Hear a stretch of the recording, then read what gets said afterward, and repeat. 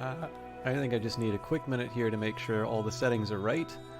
And I think I owe you guys an explanation in terms of where I've been the last little while.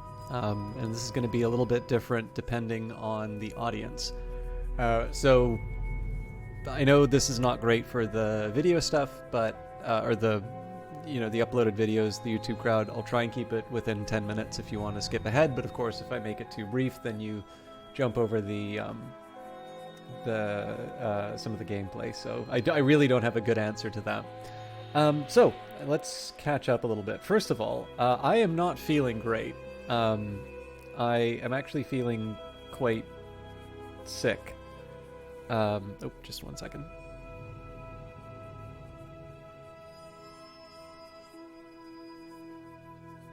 Someone messaged me just as I went online, and I completely ignored them unintentionally.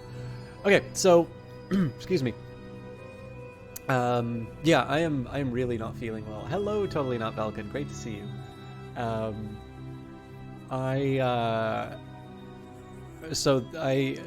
I really don't do a lot of sort of days off that aren't holidays and such. But what I decided to do on Monday was I went to bed. I didn't set an alarm, and it was like, if I need the sleep, I need the sleep. And as it turns out, I think I was like asleep until midnight. And the problem with that, of course, is that it's really screwed up my sleeping schedule now. So I tend to go to bed quite late now. Hey, Uncle Cranky, and that's wonderful to hear. Totally Not Valken. Did you recommend the mobile version, or did they wind up getting it on PC? Thank you for spreading the good word. But yeah, so of course the other thing is in the current climate, it is sometimes a little alarming to say you're sick, because certainly the symptoms are like you inevitably you go and you check the symptoms and whatnot. I'm willing to make the guess that this is purely a function of my sort of mismanaging. Well, it's not even mismanaging sleep. I've had a lot of trouble sleeping the last little while, and I think I'm probably dealing with the consequences of that. So, but with that in mind, I think one of the reasons why I decided not to, or to allow myself the possibility of not broadcasting on Monday, was it is probably not a bad idea to take the little steps a little more seriously. The same way that we're maybe a bit more careful washing our hands and whatnot. Getting enough sleep is probably one of these things I want to be taking care of so that I don't wind up in a worse case. So with that in mind, I'm not feeling 100%, but this brings me to the second issue, which will probably, or not issue, but the second item, which is where was the stream last week? And I do my best to communicate this stuff, but again, if you're not into Outer Wilds or if you're not into Stellaris and that happened, and I do that like at the end of the broadcast, it's very unlikely that you're going to know the details. And of course, it's tough for me to remember all of the different things that are coming up. So last week was the local game dev meetup called Dirty Rectangles. And they showed or I got to show off a game that I collaborated on. So that was nice. It was nice to get some feedback and see a real human being play that. But you can actually link your Steam to your mobile, and if you understand it correctly, do both. I did not know that. I actually wound up getting a sort of a review copy for my phone, but that's really cool. That's great to hear, Valken. Thank you for letting me know that. But yeah, so that was a very positive reason to be away, but I know that what that results in is sort of this period where it seems like I'm not doing Cultist Simulator at all. And then finally, a couple of updates just in terms of overall. So from what I understand, Uncle Cranky, that's a game development term, but I'm not 100% sure what a dirty rectangle is. I think it might be related to level design. I'm assuming level design or 3D modeling, but that'll be my mission for tonight, or tomorrow, is to figure out what that means. But yeah, where are the videos and whatnot? There have been some really nice things that happened. So I'll be honest with you. Look, there's no secret in the VOD. The backseating was a really big problem. last stream. I basically stopped reading chat for a while because it ceased to be my chat. It was basically a place where everybody decided that they were going to have a conversation without me. Fine, lets me focus on the game, which I know is what a number of people wanted. But there's somebody who left a really nice comment on some of the conversations that kind of came around that, just in terms of the way that certain people come off and what the intention is versus the perception. And that is also to acknowledge that when I stream this game in particular, but there are a few others, when I upload it to YouTube, there are a few games, but this one in particular, that tend to attract a very nice audience, like the kind of YouTube comments that you only hear about in Legend, because that is definitely not something that you can take for granted. And I'm really reluctant to turn off comments. But man, the stuff you usually see on YouTube usually makes you wish you did. So I want to take a minute and say thank you for that. But on top of that, there have now been 2 people to reach out with ideas for getting some playlists together. And I'm about 2 weeks behind on one of them. There was somebody in chat on Twitch who had put something together, and then roughly around the same time, it's kind of like Steam Engine time, somebody left a really nice comment sort of saying, hey, here's a way that you can get this done.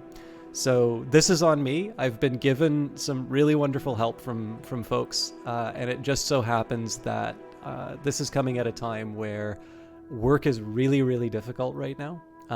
It's not even like the stuff I need to do is pretty rote, I think.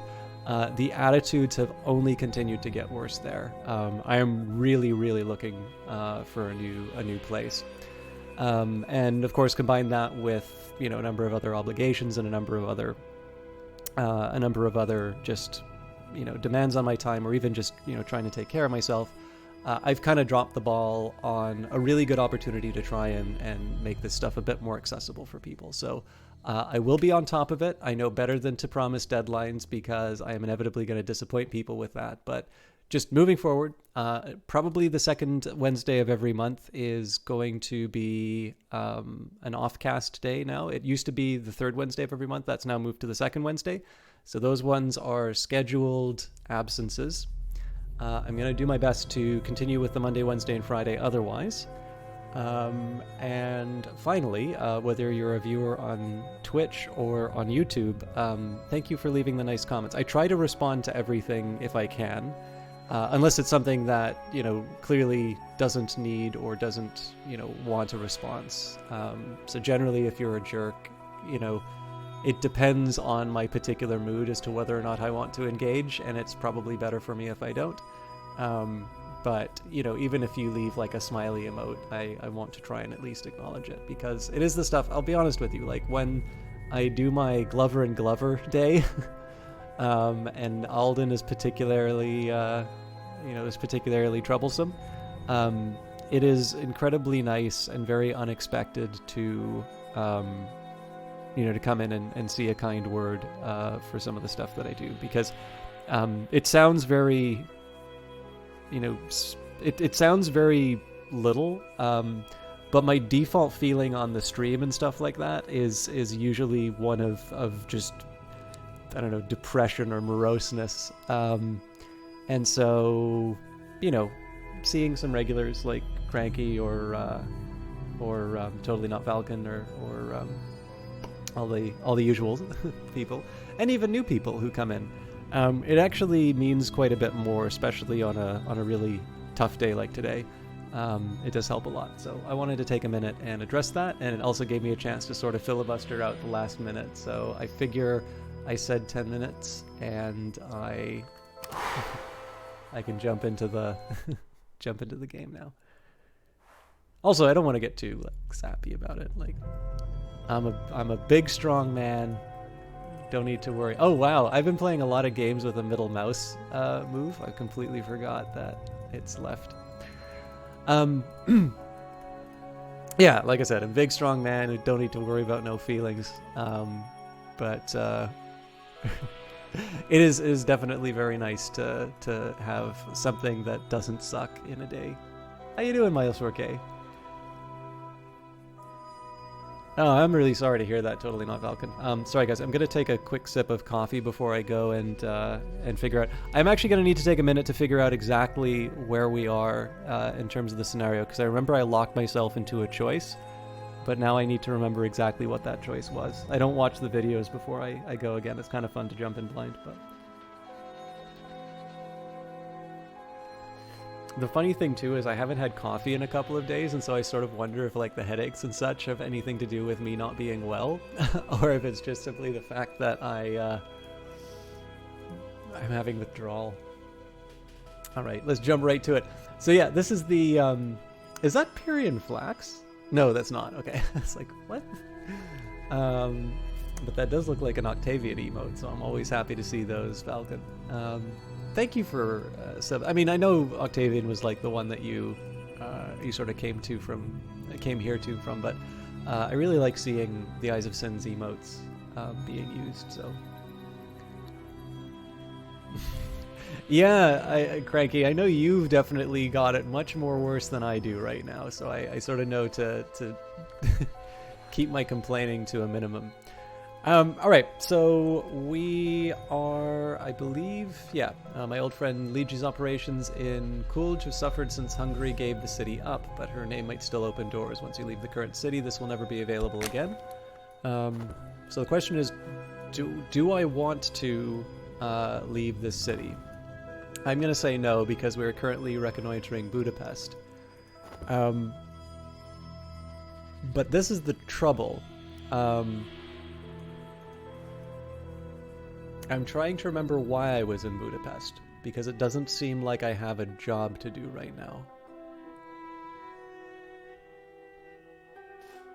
Oh, have you not seen The Exile? The Exile is almost like Cultist Simulator 2.0. This is a wild... Actually, so for those who did...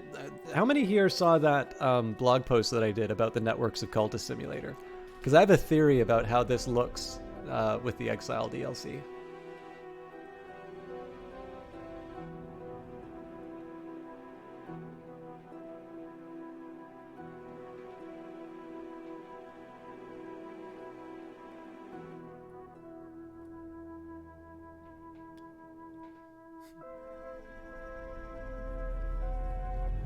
Probably a wise choice, Falcon. Yeah, you know what? I'll maybe save that for another conversation then. I think it's interesting, but it's probably not the sort of thing that we want to... it's probably not the sort of thing that we want to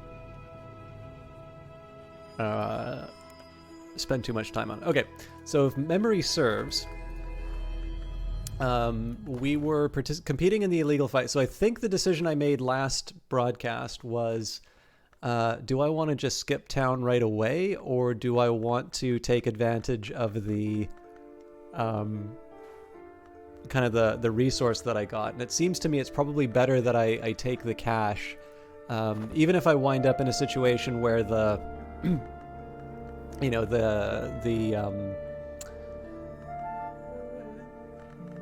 the pursuer or one of their agents kind of comes in. I think the idea here is that I'm making the most out of my trip. One thing that I do find kind of interesting about this DLC is that the years and decades seem to be a very precious resource. I mean, it's life, right? It's the most precious of commodities.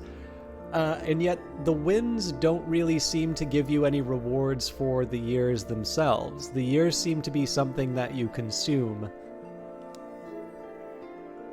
and you use it to get your you kind of like you get your freedom through it, basically. And that's an interesting idea that it's not actually the thing that we've stolen that we want. At least this is kind of what I'm taking out of this. It's not necessarily this thing that we've stolen that we want. Well, the stolen thing that we've stolen.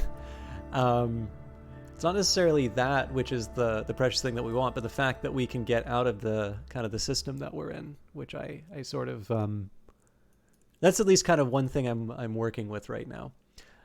So while we're working on the illegal fights, I guess the other question would be, do I want to do anything with my medical credentials? I'll think about that a little bit later. So we're reconnoitering Budapest just to see if we have any opportunities before we have to move. We've got our destination, but we have quite a few items, so I need to make sure I give myself plenty of time. We've got a few followers, which is good. Now, I'm curious about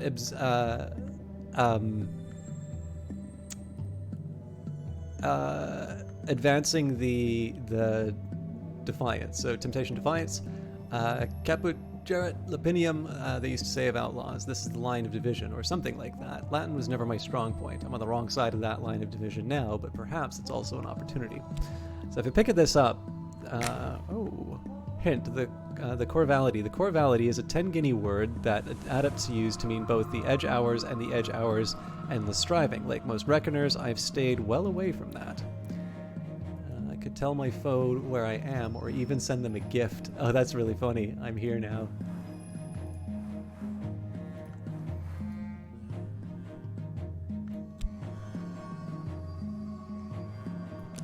Yeah. I'm not quite brave enough to send the ragged sword. But this might be kind of a fun thing to... This might be a fun thing to do when we know we're on our way out. Because I do want to advance Defiance, and I should have been thinking about this a little bit later. We know they've got a cold weakness. We'll see if we can maybe get some of the others. We've got a Lantern follower, a Forge follower, and an Edge follower. This is why I feel kind of okay to give up the Profane weapon. The temptations are your win conditions? Sort of, Uncle Cranky. I get that question a lot. So there's a number of different ways that you can win. But the temptations definitely lead you in a way that maybe some of the other ones don't. But yeah, I think I've got what I need right now. So we'll see what happens in Budapest, and let's see what I can do about the illegal fights. All right. And I just want to see if Defiance... Okay, so no, it's the mailing that helps me out. All right, so challenges will occur if you while your operation is running. If you can match their aspect requirements by adding cards, your operation will be subtler or more effective. Cards will remain in operation until the end. So let's just get started with the Profane weapon. It's 2 edge, but it gives me something to start off with.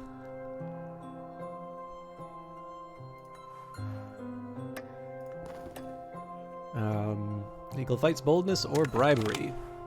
Match the challenge with Edge, Forge, Knock, or Lantern to increase effectiveness. Alternatively, match it with Heart, Grail, Moth, or Winter to increase its subtlety.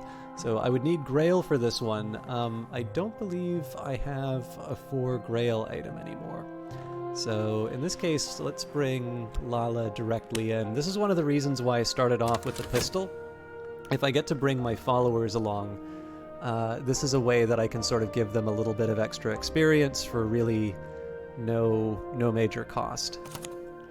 Alright, so it looks like we got a trace. It's hard to pass through the world and leave no footprints. Reckoners use traces to find you. Walk the city seeking opportunities. Sometimes this will create a trace, so we've got the potential for an official connection. But the big question now is whether or not I actually want to bother with that, because of course we've already got a trace on us, and that means that the henchman's going to show up.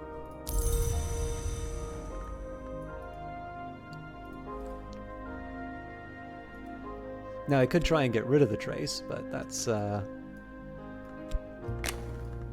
need a bit of help.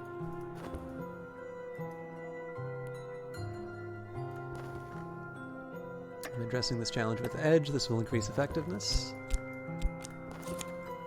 Sun crosses the sky, night pursues it. At the end of each cycle, reckoners may also enter the city. This is more likely if you've created a trace, and much more likely if you've created more than one. Alright, so we've got night. Now this is always an interesting one. So the deep watches of the night, and again, I can't sleep. So this has got moth. This would actually be a nice opportunity. So again, we're, actually, yeah, I think if I added night, that wouldn't get me anything. It would get me moth, but it wouldn't beat the challenge, so I will use my follower. Now I could use night in here, walk the street at night. Now I would use one of my temptations, and the big question now would be, do I want tranquility or do I want defiance? Now normally I would want defiance in a situation like this, but that would also mean that I've got an extended period of time when I can't actually leave the city, and I don't want to wind up losing my possessions as a result. So in this case we'll say, we'll continue for the tranquility. We'll be zen in our night brawls. And I think at this point I'm just going to focus on generating money as a result of this, rather than trying to do anything fancy. More legal fights, I'll be ready. Who's next? I'm addressing this challenge with Edge. It will increase effectiveness. So I'm a little bit free right now. I've got 8 Edge, which I'm eventually going to need to worry about. But at the moment, I'm where I need to be with that. So it looks like Mariah the Visionary can get an extra level. Now I suspect I'm probably going to have to use either the Ragged Sword or the Names of a Wolf. I just want to double check that I've got this right.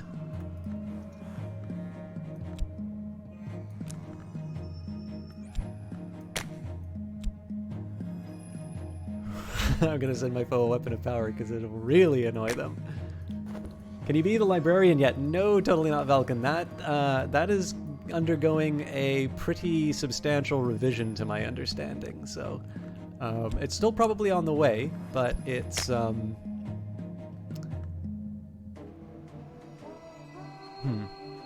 I've learned something of the protections my foe uses. I might even be able to do him if he were alone, and if I had some reason to believe I could actually defeat him in single combat. I need to figure out how this works again. This might be effective against my foe's protections. I might even be able to duel him if he were alone if I had some reason to believe that combat would actually you can attack the foe when he arrives. Okay, the secluded villa is very expensive. It's a good location, but I think we're going to be pulling up stakes pretty quickly, so I don't see a lot of sense in using it. I think what I'm just going to do here is I'm going to finish my battles. Can you be the fire? Haven't you done a forge win yet? Forge seems like the sort of thing you might do. Totally not Vulcan.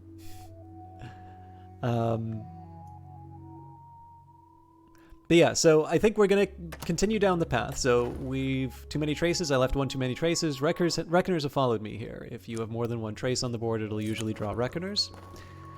I could purchase a Red Temptation. I think... So these things don't always seem to be worth it. But it does mean one less item that I need to carry, and it does give me Grail if I do run into a challenge, so... You restarted a run, went for it. See? DLC needs to have the ability to play as pocket cats. Well, you can mod the game. Everything's in JSON files, so you could pretty easily do the pocket cats legacy. All right, more legal fights. I'll be ready. Who's next? Alright, so now you need 12. Illegal fights, fists, or weapons. Match the challenge with Edge, Forge, Knock, or Lantern to increase effectiveness. Alternatively, match it with Heart, Grail, Moth, or Winter to increase subtlety. So here I'm going to bring in the Bright Edge. It would be nice if I didn't use such a high value item, but, you know, it is what it is. I do still need to find a way of dealing with the Reckoner. I might want to pick up an Underworld connection just to help me deal with the Pursuer, but let's see what's going on.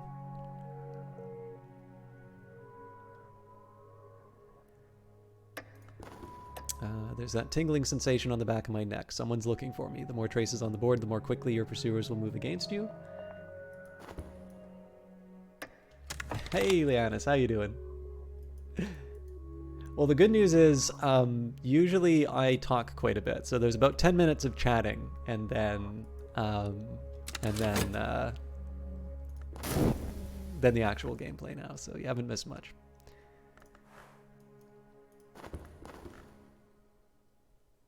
I should have seen if I could have pulled off some Forge. 7 Forge is a little too short. Oh, this will be good. So the challenge is, I don't know if buying the profane weapon here, I'm going to risk it.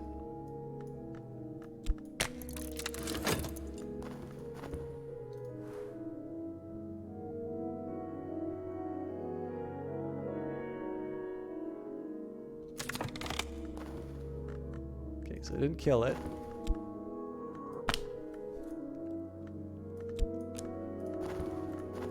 Interesting.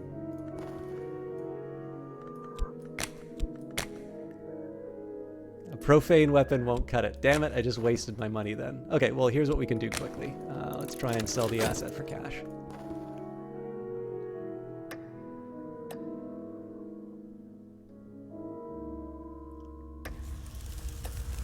Oof. Subtlety wasn't my priority here. You achieved 1 subtlety. There is a serious risk of a trace. Got good value for my years. So I think at this point, I have... everything I have is pretty easy to transport out. So I think now would be a good time for me. I also completely forgot to keep going through Budapest. So I'm going to prepare to depart because I know I have a few possessions which need to go. Hey, Kaylee Cakes, it's wonderful to see you again. I will be getting my shoutouts in a minute because I know Cultist Simulator is usually a little bit better for bringing in some bodies. All right. I've seen a familiar face in the crowds, too familiar. The more traces on the board, the more quickly your pursuers will be able to come move against you. This is the question now where, you know what? I think I'm going to spend a year in preparation to stop whatever they're doing. No worries, Kaylee. It's actually, in this case, direct reckoner attacks cause wounds, so I technically didn't need to worry about that. You know what? Let's duel them. My gun's already been taken away, so... but yeah, I've actually not been feeling all that well, so I'm in sort of in a spot where you haven't been missing as much anyway. You'll have a new main level by the time I'm done. Well done. I am, as always, looking forward to the photos.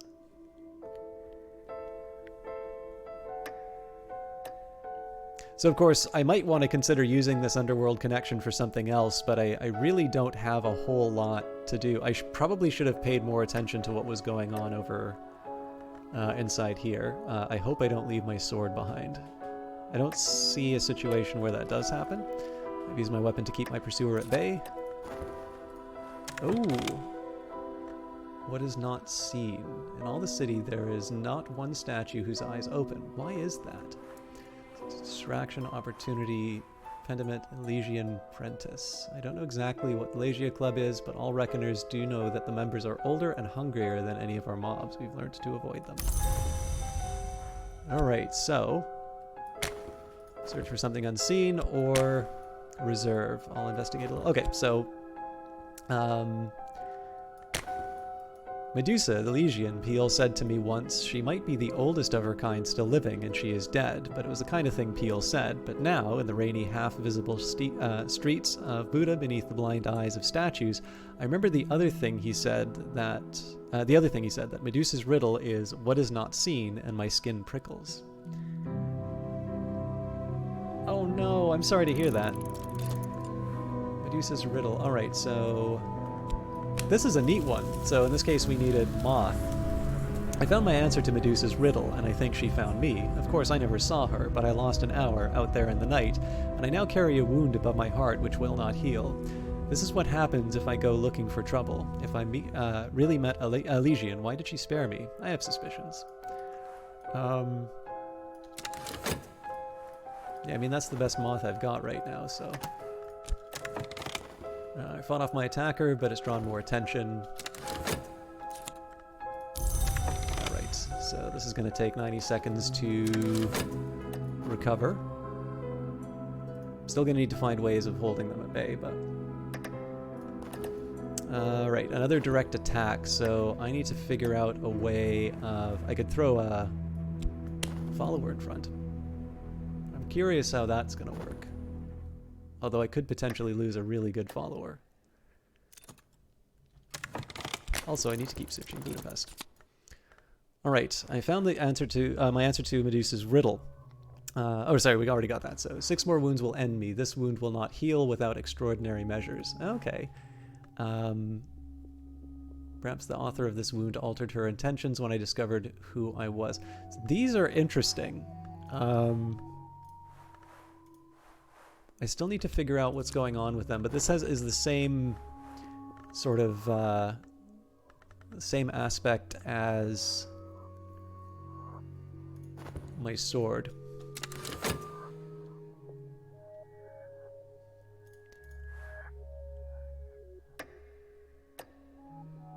As the drawback about having a lot of stuff, it takes me a while to leave town.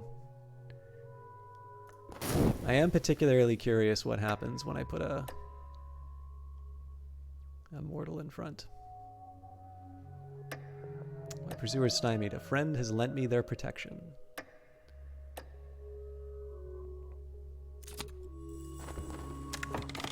Ooh, dawn. Okay. If I want more tranquility, I can get it. I think, you know what? I will. Is there something on my mind? Oh, it's a peace. It's been a long time since I knew peace. This could be a fresh start. And we'll keep working with Budapest. So my associate defended me, which was decent of them, but now the Reckoner mob has more clues to follow. Alright. So it looks like they got experience for that, and there's no other consequences, so that's good to know in future. We're close to getting the bags packed. There's my tranquility. Reinforcements. The Reckoner Assassin has evidence that I'm here, but they haven't moved against me. This can only mean that they've sent for their superior. When there are 3 traces on the board, the underboss can appear. And again, if I had a place of residence, this would have been a great time to do that, but unfortunately, I don't have that kind of luck. So they're going for reinforcements right around the time that I skip town. Good start.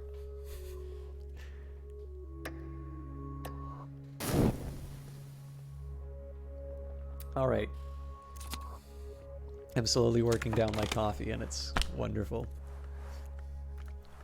So the discreet office would have been perfect for that. Would have been perfect for that moment, but again, we already packed up all our cash, so farewell. And as we move out of Budapest, I'm going to take a quick minute to talk to you about some people who I think are pretty great. So, Uncle Cranky was first in. I've been very lucky to see more of Uncle Cranky as a streamer, as well as more of Uncle Cranky inside of the channel. So he is a little bit of everything. So he's a bit of a retro streamer. He does some speedruns for some games that he really enjoys. Or, historically has really enjoyed. I was watching him play Knights of the Old Republic. I don't remember if that was your first time playing that or not, but that was really fun to see. I think you went on your way to number 2. In any case, Uncle Cranky, it's sometimes very difficult to try and come up with the hook for what people who like my stuff, why they might want to watch Cranky's stuff. And I sometimes feel bad that in some cases all I can really say is like, well, he is on the other side of the world, so if you keep coming into my channel when I'm finishing, he's probably going to broadcast in an hour that's a bit later. Because that kind of sounds like I don't really like supporting him, and I'm just doing it to be nice. I really don't do that anymore. So one of the things that I quite like about Uncle Cranky, and one thing I've noticed actually is that I've seen a few of you in the list of people watching, maybe not necessarily chatting, but some streamers that I've really liked, like Apocalypse, Kaylee Cakes a couple of times, I think. I see them sort of in the viewer list, showing some support. So that actually means a lot to me that you guys are bothering to check out these recommendations. And the reason why I say it's sometimes a little bit difficult to come up with the hook for Uncle Cranky is that I obviously play games like this, where you tend to sort of think your way through, there's lots of pauses, there's sort of working through strategies and whatnot. And that's something that really works for me. But that isn't necessarily what works for everyone. And in this particular case, Uncle Cranky has a sort of different set of games that really do it for him. And what I really like about watching his broadcast is that it gives me a totally different perspective on what broadcasting is, what Twitch is, and why things are worth watching. So I kind of think, I don't know if I've become a better caster watching Uncle Cranky, but I think I have a little bit better idea of sort of audience interaction. And I mean, he's just a friendly guy, despite what the name would say. So he's definitely been somebody who, I think this is one of the nice side bonuses of the fact that I have a slightly different arrangement in terms of just when I'm watching Twitch and, you know, when I need to be certain places and whatnot. Being at home a lot more has meant that I've been able to discover a few more broadcasters who I wouldn't normally watch, and Uncle Cranky is one of them. On top of that, we have the lovely Kaylee Cakes. Now, Kaylee Cakes, actually, one thing that I can say, both of these people were out checking out the Steam stream that we did of this. So this is the broadcast where we reached 3,500 viewers. Actually, a little bit more than that, but don't want to overstate. That was wonderful, and obviously the fact that so many of you kind of came out to support the stream helped us get to that. Kaylee Cakes is somebody who had a little bit of a hiatus from broadcasting, but she's back on and off because she's doing a bunch of renovations in her house. She's been doing these wonderful baking streams recently. She's been doing a lot of decorating for some different kind of cupcakes that she's been making for people. I think she's done a really impressive thing. This is one thing I've always wished that I could do, but I tend to find it's very difficult to price myself.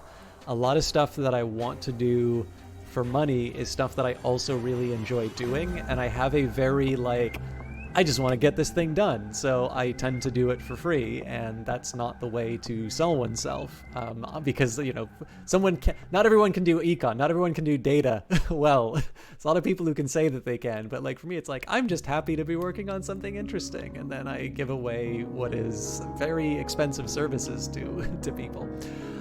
So Kaylee is one of these people who has done something, and actually it's similar to Eyes of Sin, done something that I haven't, for, you know, all the lovely compliments that you folks give about me being some kind of a smart cookie or whatever.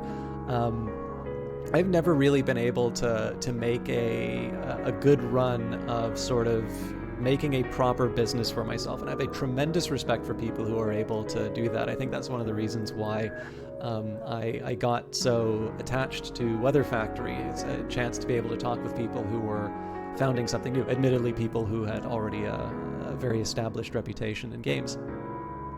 But you know, it's been wonderful to see Kaylee share these cupcake streams, because it shows, you know, someone who in a very difficult period has, without, you know, having a boss to say, hey, you got to get this thing done, or you know, anyone other than really just her own love of her, you know, of her craft and her initiative. She's been able to make this business for herself, and has been able to sort of sell her product in a time when I think a lot of businesses are really struggling to connect to people. And again, it's not a compliment I get to give very often, but I think these are two things that really impress me a lot about people like Kaylee Cakes and the Eyes of Sin, is their ability to continue doing that, to do something that means a lot to them, and to be able to make a business out of it.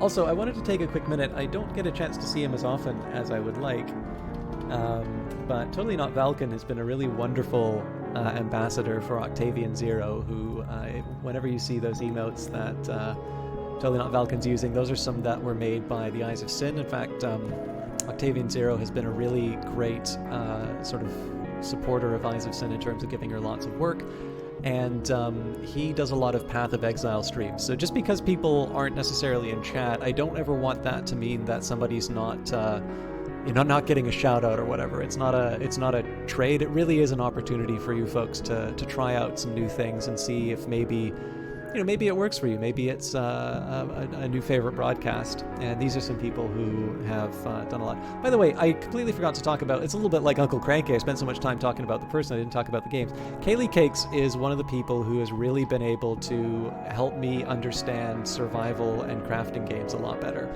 I am playing more Subnautica as a result of her sort of steadfast devotion to games like DayZ and other new things.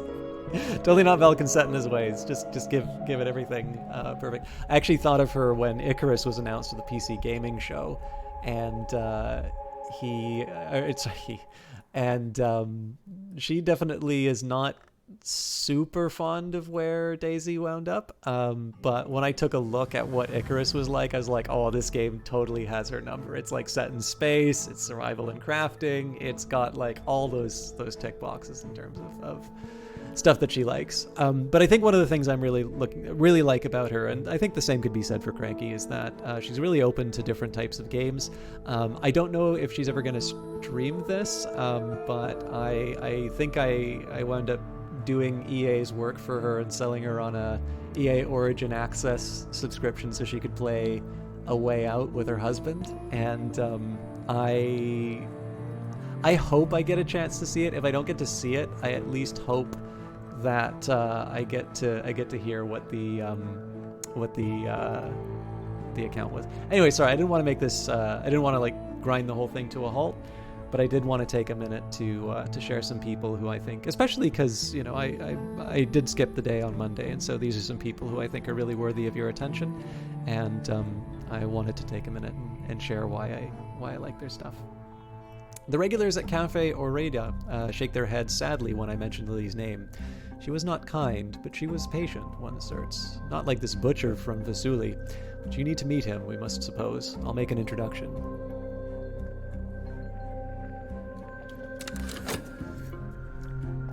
So I'm trying to get some more information on my opponent, or I'm trying to get some more resources to make me better at taking on my opponent. Alright, so I've got 113 seconds before the profane weapon is ready, although maybe I just use the name of the wolf in this case.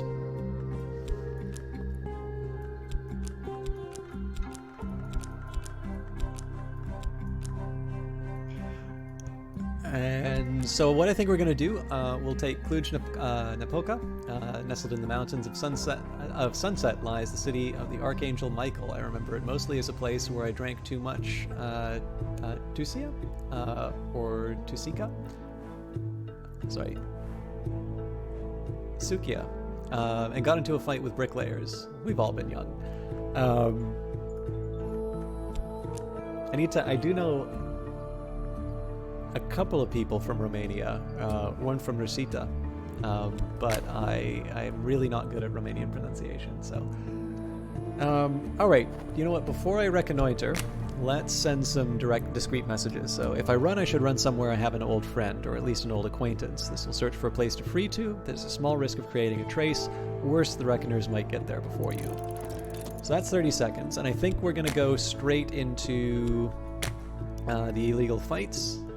I don't have a location to do them in, so nasty, but as long as I keep some years on hand, I shouldn't suffer too much permanent damage. Any failed challenges will result in a wound, which you won't be able to heal until the operation is complete. Edge aspect cards are often useful when competing in illegal fights. So this is just a chance for me to get some money. We're also getting short on years, so I'm gonna break down a stolen decade. Stolen life is more easily sold by the year than by the decade. I have the tools to make the necessary changes, but I must be very careful with my pen strokes. She who comes before the sun looks unkindly on sloppiness. Decades cannot be sold, years cannot be used to heal wounds, years cannot be converted back into decades.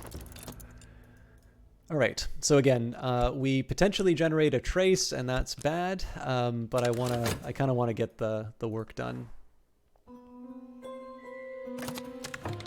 So,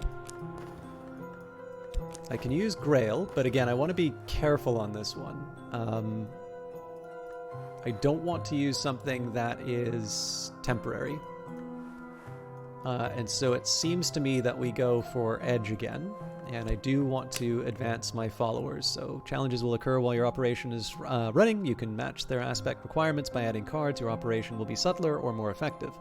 Cards will remain in the operation until the end. So this is a level 6 character. I'll probably just add the names of the wolf right away, and that'll give me a chance to put in some more followers so that I can upgrade them. But that will leave me a little bit vulnerable to the to my pursuers. So I'm addressing the challenge with Edge. This will increase effectiveness. Again, adding some more bodies right away.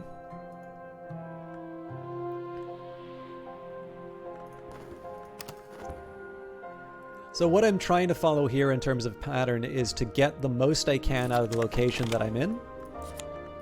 At last it's done. I've drawn up 10 careful drafts against the tally and burnt the decade draft. Each of my new drafts is worth 42 million human heartbeats. I fancy I can hear them trembling in the paper. And my old comrade in arms, Kara Kamal, has connections with the Black Arm remnants in Istanbul. Perhaps his name will open doors. Oh, this might have... Nope, it's just troubled. This place has seen better days. It's harder to purchase desirable things in troubled cities, and there may be other effects. Alright, not the best destination, but beggars can't be choosers. Let me just double check. It's only one for expenses. So now we're going to reconnoiter, and if we're lucky, we're not going to run into any setbacks. We're not going to have anybody coming after us.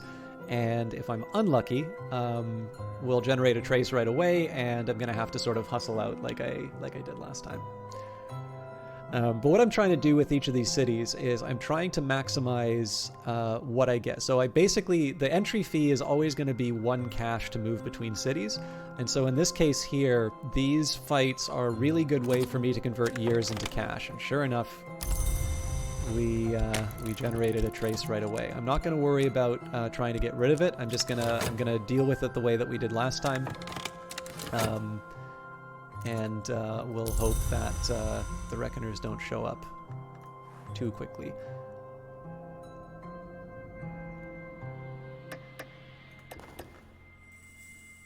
More legal fights. I'll be ready. Who's next? Legal fights, tough or quick. Match the challenge with Edge, Forge, Knock, or Lantern to increase effectiveness. Alternatively, match it with Heart, Grail, Moth, or Winter to increase subtlety. So in this case, we need Moth or Edge. We don't really have any Moth to speak of. So as much as I would like to maybe keep the names of the wolf available for other opportunities, this gives me a chance to have 14 Edge. So that's going to get me through everything that I need. It means that I'm going to be able to keep Eberel out and available. And a grand townhouse I can acquire. Okay, this is a bit expensive, but I have an idea behind this, so...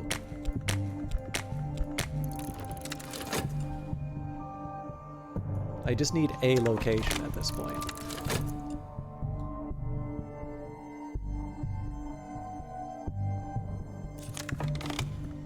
Good place to rest up or invite contacts to impress. I've taken on a couple of discreet staff and installed extra locks on the doors, but that won't slow down my pursuers that much. The envy of every passerby. Let's close the curtains tightly. So this gives me quite a high degree of comfort. In a lot of situations, I would really want to take advantage of this. But what I'm really going to be using this for is near the edge of the near the end of the fight. I'm going to deliver my location to my foe. And I'm going to then sell the townhouse and get out of town.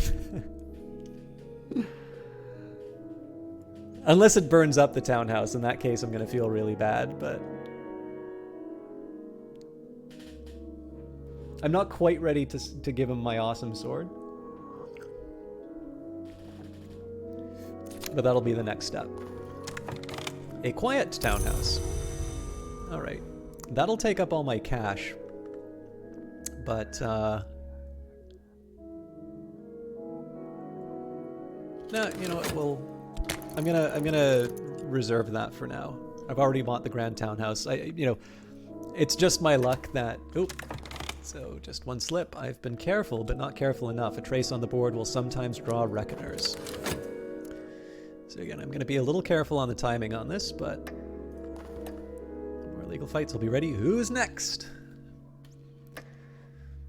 Alright, addressing the challenge with Edge. This will increase effectiveness. Again, we've already got our 14, but in this case, I want to give my people some more experience. So even though it's not actually accomplishing anything, I do want the opportunity to... Jesus Christ, I'm getting all the locations now. Okay, so we're going to keep reconnoitering the city, but we are at a point now where we're being pursued, properly pursued. So I need to start thinking about my exit. I'm going to wait until one last turn of this, and then I'm going to mail my location to the foe. I might even actually start doing that as I'm packing up items, because I've got 1, 2, 3, 4, 5, 6, 7, 8, 9, 10, 11, plus the 4 I might get from selling the townhouse. So I've actually got a long time before I'm able to go. The search. There's some tingling sensation on the back of my neck. Someone's looking for me. The more traces on the board, the more quickly your pursuers will be able to move against you.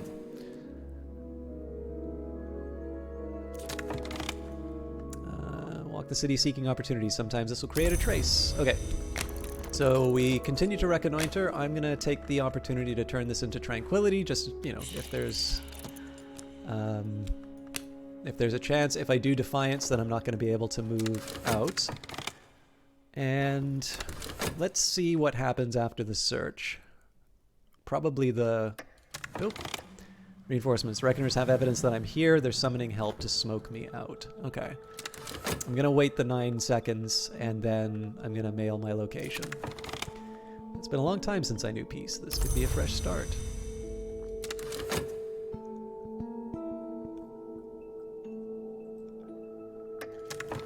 Alright, more legal fights. I'll be ready. Who's next? So let's do...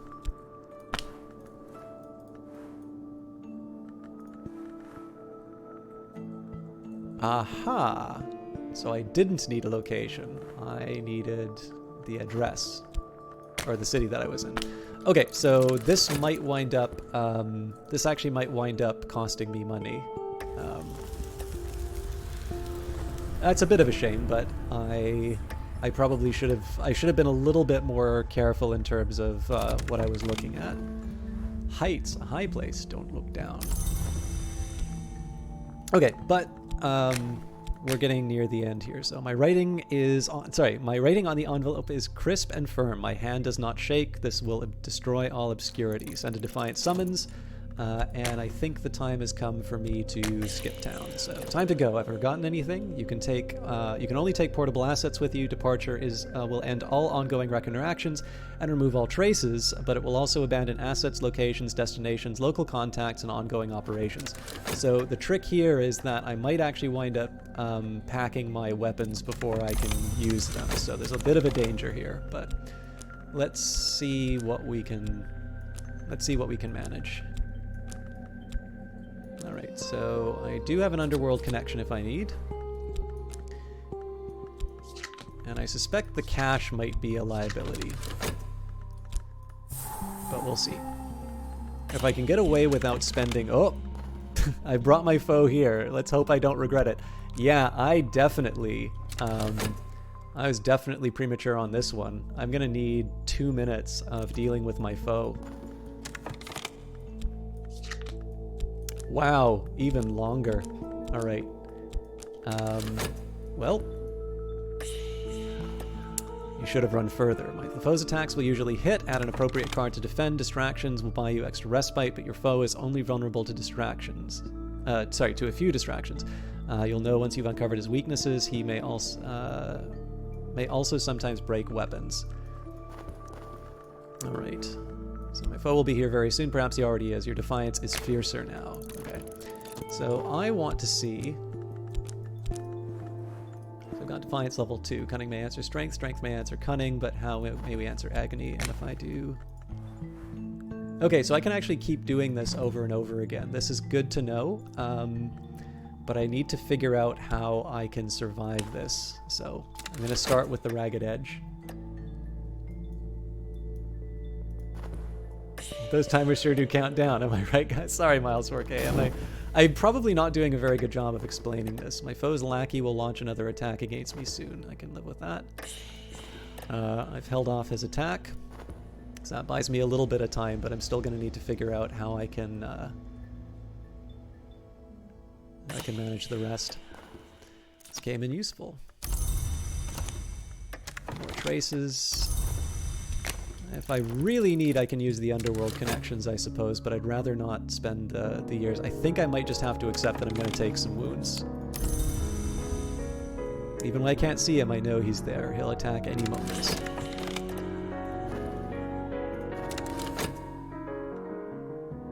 I suspect this is going to hurt. So the assassin is moving against me. Direct Reckoner attacks cause wounds if they succeed. They usually succeed unless you provide a card to defend yourself. You can also try to bribe them with a decade, although they may get greedy. So I need a minute before I get any of my followers again. That's not going to happen. I could use an underworld connection. You know what?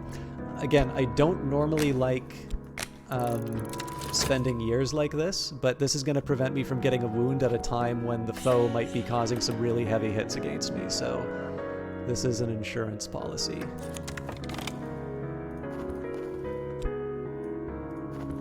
Oh, that's right, I can't use the criminal underworld for that. I knew that too. Yeah, this underworld connection is useless to me, so I burned that year for nothing. I can, however, buy a weapon. It's not going to help here, so I'm going to use the heights just to get some information. And I'm going to fire the gun really quick at the assassin.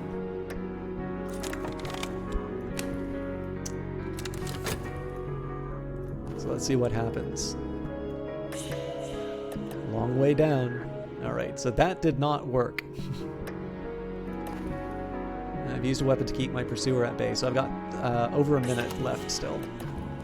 Crushing blow. The bastard's still damnedly strong. 7 wounds will kill you. So we're now up to 4. I can take 1 more from him, and then his hench. Man or woman, we'll never know. Alright, the connection with the ruler is not going to do anything for me. I do, however, have followers that will become available soon. Alright, that's a shame, but I suppose I should have seen that coming. So I got some bodies I can start throwing in front of the problem. Hello, Midori Musha. So again, 50 seconds and then we're out of town.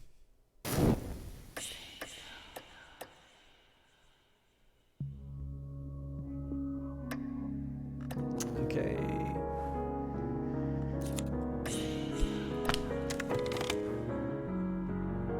So I have a feeling that the followers are going to get killed. Purchase art about finality. Heck yes.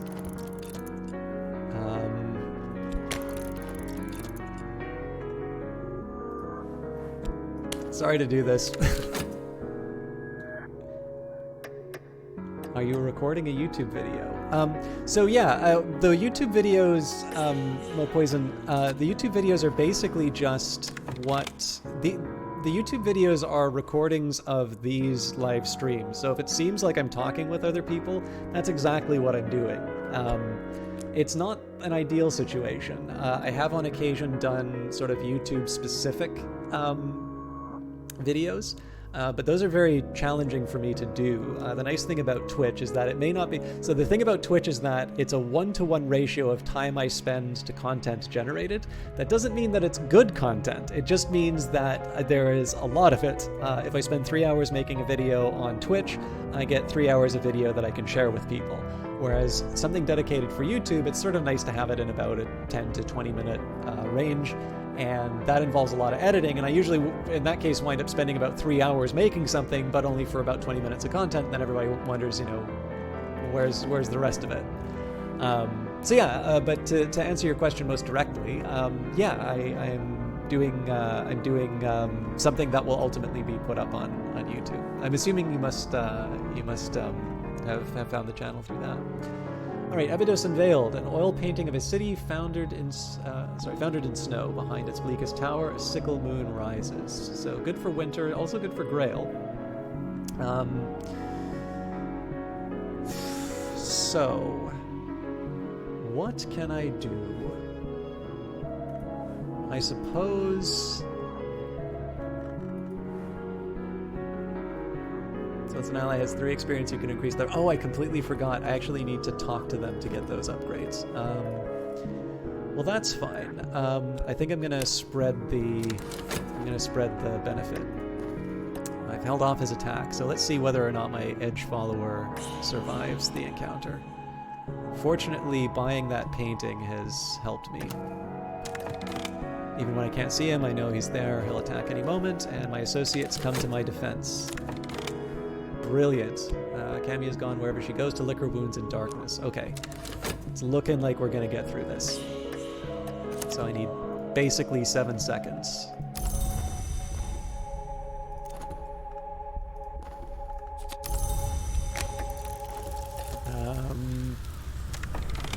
Okay, we'll get out of here before his attack hits. Friend has lent their protection.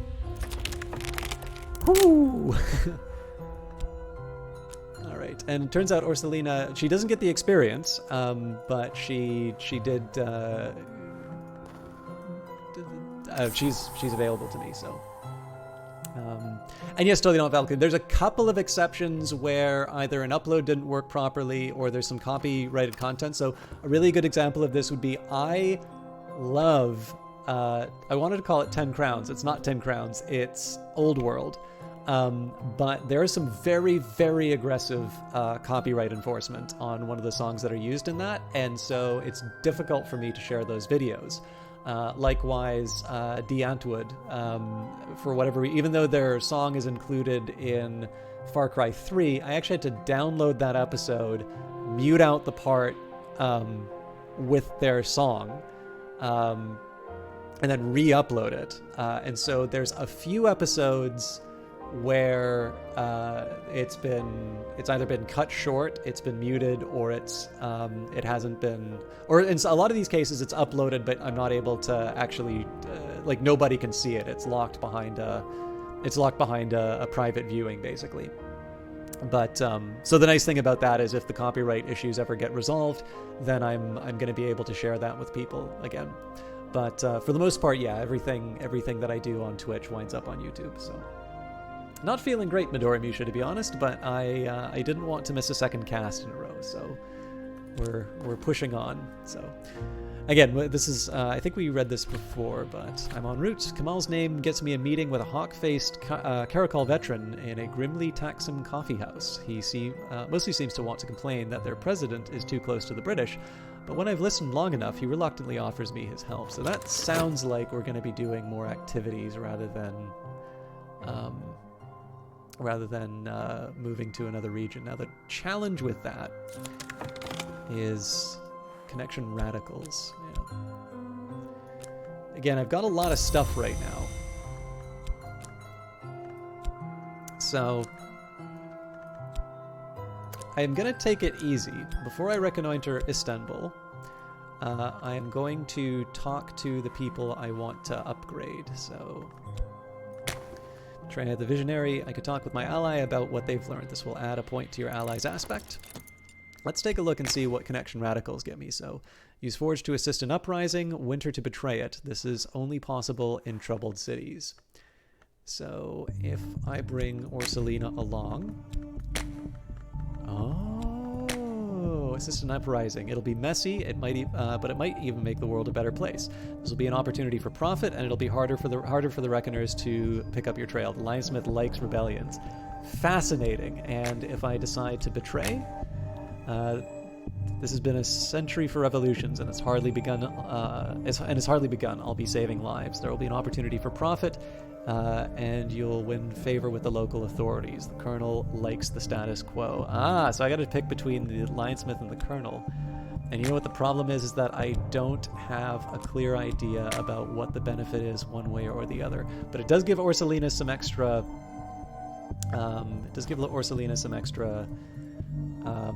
experience. So here's what I'm going to do. I'm 100% going to be helping with the radicals. This sounds like a good opportunity, but I'm going to take a moment to get all of my cooldowns refreshed. Then we're going to find a new destination. We're going to reconnoiter, and then I'll start working with the radicals, because again, that might generate some traces, and I want to be prepared for that. So.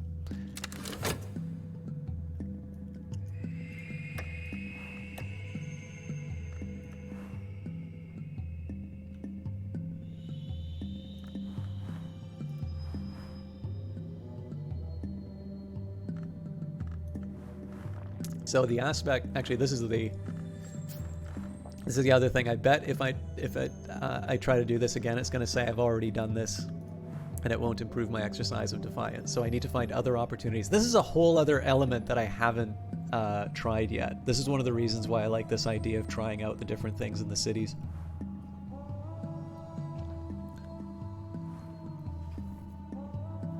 Could you imagine what that would be like inside Russia? I mean, the revolution's already happened, but... fun.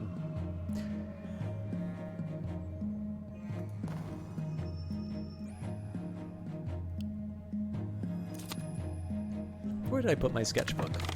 A plump, dreamy, hesitant woman with very bright eyes. So she's 7 lantern now. Or Selena's on her way to improving. But let's send some discreet messages from Istanbul. If I run, I should run somewhere I have an old friend or at least an old acquaintance. This should be, this allows you to find a place to flee to, but there's a small risk of traces. Worse, the Reckoners might get there before you.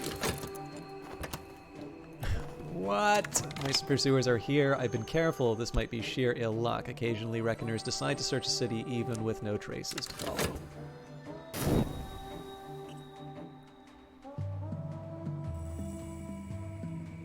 So we'll see whether or not this actually generates any trouble for me.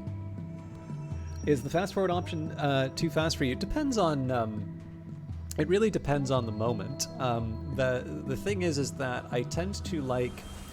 So, just because I try to give voice to a lot of the things that I'm thinking about at the moment, but. In my opinion, if this game is just crashing from one event to another, and particularly in the case of Exile, where some of the events maybe aren't built up as much, I think one of the challenges is that sometimes it's easy to bypass, or it's easy to overlook some of the things that are interesting or reveal a bit more about the world or the lore that you're working with. And so if I feel like there's really nothing for me to do or check out, I will do fast forward. I've actually done, I tried as a gimmick to do like a playthrough where I did everything fast forward, and I could, but that wasn't necessarily all that easy to follow. And there's definitely something nice about just a little bit of mental rest to just kind of sit, reflect on what you've been shown. I've got this new idea about what happens with the radicals and what this might mean. So I'm really interested in that. It's also really interesting when you look at radicals, right? The fact that it's got Forge, Edge, and Moth. So, you know, they're meeting in secret. Probably it's violent overthrow. And you could even say, you know, the idea of building a new and better world or whatever. This is the sort of stuff which, you know, I'm mixed on my ability to wind up sharing that with chat all the time. But it is definitely something where I try to... it's something where I try to... what's the best way for me to put it? Unless it's something that I'm really, really comfortable with and really familiar, and I haven't, like I've read the same text a million times and nobody's necessarily getting anything new out of it, I actually don't mind taking a moment while we wait for the next event to come up. I really like the Exile, actually. It's worth remembering I've got over 300 hours in the game now, so something that is completely new is really good for me. And I think the other thing that's really interesting about this one is just the total shift in tone. So I'm very familiar with the world of Cultist Simulator from the perspective of all of the other legacies. I've been given this glimpse at, you know, a very broad range of the different principles and what they mean. I've got sort of the book learning, but I haven't been able to go out into the wider world and see what's there, except, of course, in the expeditions. But even then, the expeditions are really there so that you tend to focus a lot on what you get from the expeditions as opposed to what you find there. Although, again, if you look at that network analysis blog, you can actually see that there are some indications about what connections certain locations have with certain concepts, and the text is very revealing on that too. So the change in perspective by Exile is something that I really like, but it is also one of these cases where it's a whole new set of systems. Like, I don't think there's a whole lot that you can take from the original Cultist Simulator, the base game, and apply to the Exile. And so if you are looking for sort of more of the same as opposed to a new take, and particularly something that punishes you for the hoarding that is sort of dominant in the original game, or the base game rather, then I can sort of see why people might be turned off of it. Alright, back before the Rising against the British, I was invited to the Invisible Serapim in Alexandria. With luck, the invitation is still open. So it looks like here, with the Cult of the Lionsmith, I have the opportunity to improve my have the opportunity to improve my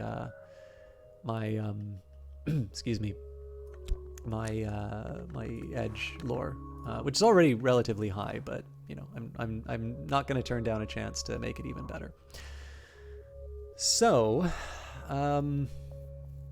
I can't remember if this thing goes away after 20 seconds if I fail to generate a trace. So let's take a minute here and talk with Lala Camilla, the Huntress, the lithe, hard-faced Berber woman in a gray-brown striped jalaba of a French-Moroccan auxiliary.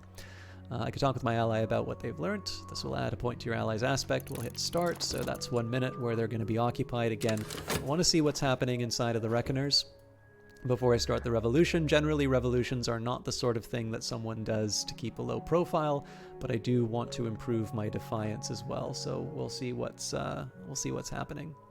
This is one of the things that's so exciting about the Exile for me, is that we're discovering what certain cards do, and this is a really precious moment for me. There's that tingling sensation on the back of my neck. Someone's looking for me. The more traces on the board, the more quickly your pursuers will be able to move against you. Reckoner informants are uncovering more clues. They may summon reinforcements soon. Well, it's hard for me to say there's any advantage other than my wounds. It's hard for me to say that there's much of an advantage. Well, I guess I can wait the 20 seconds. I might be making a mistake here. But again, this is a rare moment, right? When a new DLC comes out, which is instead of going and looking at a wiki or the Discord, this is a chance for me to try new things and see what's going on. So I don't know what happens when we start the revolution, but boy, oh boy, do I want to see what happens. So we're now at level 7 for the edge. I've kind of got everything available, so I'm going to wait the 20 seconds just to satisfy my curiosity, and then we'll start the revolution on the next turnover.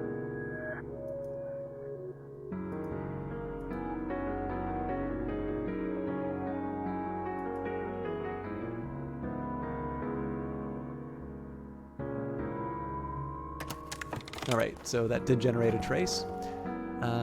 So, there's no reason for us to hold back anymore. We start the revolution. It'll be messy. It might even, but it might even make the world a better place. So we're gonna have to wait a while for this. So Ursulina is back straight after that. That's good to know. So challenges will occur while your operation is running. If you can match their aspect requirements by adding, if you can match their aspect requirements by adding cards, your operation will be subtler or more effective. Cards will remain in operation until the end. I'm gonna take a risk here, or well, hang on. So if I need heart, so I do kind of want to give her more experience. I can get her up to level 8, which would be equal to my existing lore. But there is something to be said for subtlety to buy me a little extra time. So I think I'm gonna start with the heart curio. My pursuers, cautious or cowardly or uncertain of their proof, have done nothing yet. Alright, I'm addressing a challenge with heart. This will increase subtlety. So this is the big trouble now. Do I want to add a body at the moment, or do I want to go hard for the edge? I think I'm going to wait. I feel really uncertain doing this, but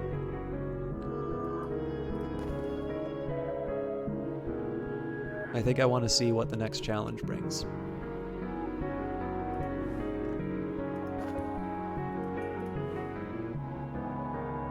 Hello, the distinguished gentleman. It's great to see you again. I'm covering your location. I don't believe we've been to the UK yet, so it's been a while. I hope you've been doing well under the circumstances. Oh, that's good to hear, Kaylee Cake. This is a great game to play in a storm. Yeah, I mean, I think people said that about the base game too, Midori Musha. It's a hard question. I mean, if you look at a lot of game development talks, you tend to see a lot of discussion about what random numbers are good for players and which ones aren't. In the end, I have to suspect to a certain extent there's going to be a matter of taste for a lot of this. So my Uprising approaches its climax very soon now. Uprising. Words or guns? Match the challenge with Edge, Forge, Knock, or Lantern to increase effectiveness. Alternatively, match it with Heart, Grail Moth, or Winter to increase subtlety. So it seems to me that I gotta bring my Edge follower in, and I want to avoid using the names of the wolf if I can, but that means I would need to use Eberel instead, which is another thing I'd like to avoid using if I can, but I can't have it both ways, so... You have weird fears like storms and escalate. Oh, I'm sorry, I didn't know that. But yeah, I think to a certain extent, like, I tend to find a lot of games which I used to get a little salty about because of random numbers. I would, if I was completely honest with myself, I would say that it was, yes, there were random events, but the reason I lost was not necessarily anything to do with... Alright, we've got an assassin, which is actually pretty inconvenient for me because it means I'm not able to bring contacts, and I'm going to have to start throwing bodies in front of them. But that's fine. I'll manage. But yeah, so I think... Again, in my own case, I tend to find for a lot of RNG-type games... Yes, a series of bad rolls can definitely hurt your run. But I also think one of the possibilities is that you, in certain circumstances, what the answer to that is to ask the question, what did you do to mitigate that bad run? I think the Exile definitely starts very strong in terms of like what it throws at you. And I think the idea on that one is that if you are going to fail, you want to fail fast. I think one of the things that people probably had a pretty legitimate complaint about in terms of Cultist Simulator is that if you play cautious, you're, you invest all of this time into building this big thing, and then you solve a whole bunch of puzzles, and it feels really good that you do it. And then let's say you've got 20 hours in, and for whatever reason you run out of funds, or you get too sick, or any number of combinations of things that happen. Uncle Cranky, thank you very much for the host. So what the problem with that is that if you have all of this time invested in it and you die and it's not really a very glorious death or anything like that, it's just this really trivial, oh, I really wish I had that card in that one place, but I didn't, and that really sucks. You kind of feel like that time got wasted. And sometimes people are like, okay, it's a chance for me to go even further because I understand this better. It's time to try a new legacy or whatever. And some people are like, you know what? I'm kind of mad that I spent that much time to lose to something that can happen in the early stage of the game. And so what I think the Exile does is that it starts off and it's really tough, and that sets a tone. But I tend to find that if you can get some momentum going, if you can get some assets, if you can get some possessions, and you sort of keep an idea about how to manage them, the fact that I have got some followers with a reasonably high aspect now means that if I run into a location that I need to check out, it's that much easier for me to do. If I find a location, I can use some medical credentials to turn stolen years into money, and even potentially some subtlety. Or not a subtlety, some, is it concealment? I don't think it's concealment, but anyway, this one, right? Obscurity is the name I was looking for. And so I actually think this is a really subtle and a really interesting way that they've gotten past that problem, which is I think once you get past that initial hump, it's actually a bit easier to get your way through to an ending. Maybe not the ending that you want, but you can probably coast your way to a reasonable ending as long as you're able to get over that hump. But what it does is that if you've started off on the wrong foot, or if you've started off in a way, maybe even if you're just unlucky, that failure happens early and you're given the opportunity to try again. It doesn't mean that you should like that. If you don't like losing games, then this is going to be a very hard DLC for you. But I think the thing that makes this one so interesting is the way that the balance has worked so that a lot of the things that people thought maybe were weaknesses in the original design of the base game have been completely inverted inside of this one. And inside, you've kind of been given this globe-trotting sort of action movie version of Cultist Simulator, which is a really refreshing take. But obviously, if you thought that base Cultist Simulator was perfect the way it was, you're probably not going to enjoy the changes that are brought in. But I think that's probably the way to, or at least that I look at the changes that were brought in. So I'm just using the Profane Weapon here because it's a fairly low-powered item. It may not work, but it seems to me that this is the best way to hold them off. I am probably going to wind up taking a wound. I'd like to avoid that if I can. All right, words are guns, so we still don't have enough. I think in this case I am going to use Arabelle, and the reason for this is because we have the Lionsmith's Temple, or Cult of the Lionsmith. And so I would like to have my edgelord available for use if I can. My pursuer is stymied. I've used a weapon to keep my pursuer at bay. This does mean that I'm going to have to start using followers against the assassin. Notice we haven't been reconnoitering the city. This is because I don't actually have the location. We're too busy stirring up the plebs. All right, Orselina. Oh, you know what? Orselina, I'm going to take a moment to level you up. And Maria is going to protect me.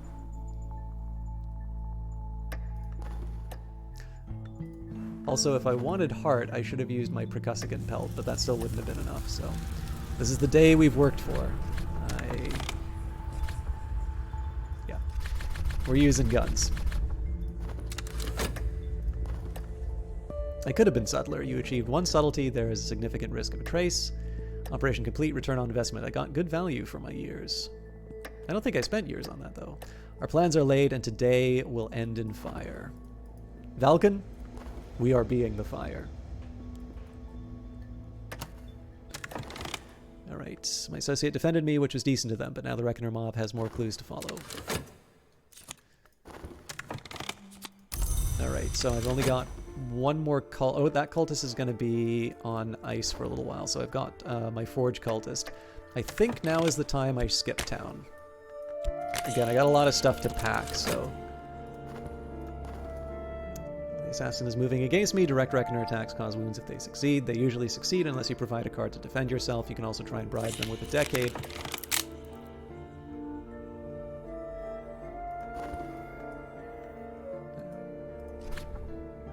I should have seen what broke, but I think we're okay. This is a victory for the people. It always is. Oh, cool. So we got a false trail. Oh, that's really neat. Okay, I see what happened. All right, so... Istanbul in flames. Revolutionaries and counter-revolutionaries fighting street to street. I should leave while I still can. So we've got our connection with radicals. And we generated 5 cash, so this is going to extend my goodbye, unfortunately. And our muscular woman with a steady gaze, her diet has changed since her days in Lionsmith's service, but she still retains some of her old strength. So I've got 40 seconds on the gun.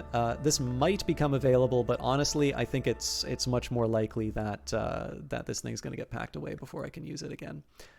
But I suppose in the worst case scenario, I can use the names of the wolf.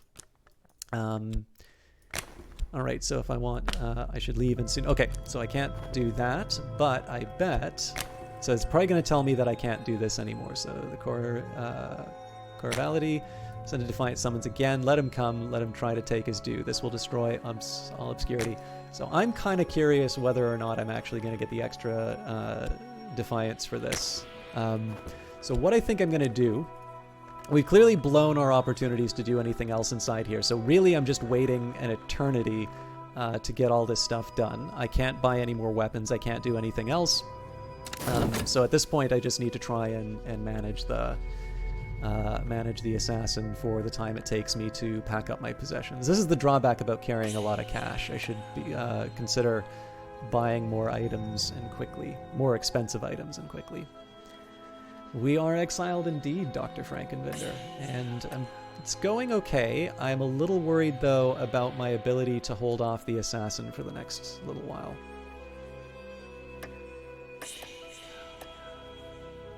So I might get lucky and be able to use the profane weapon again.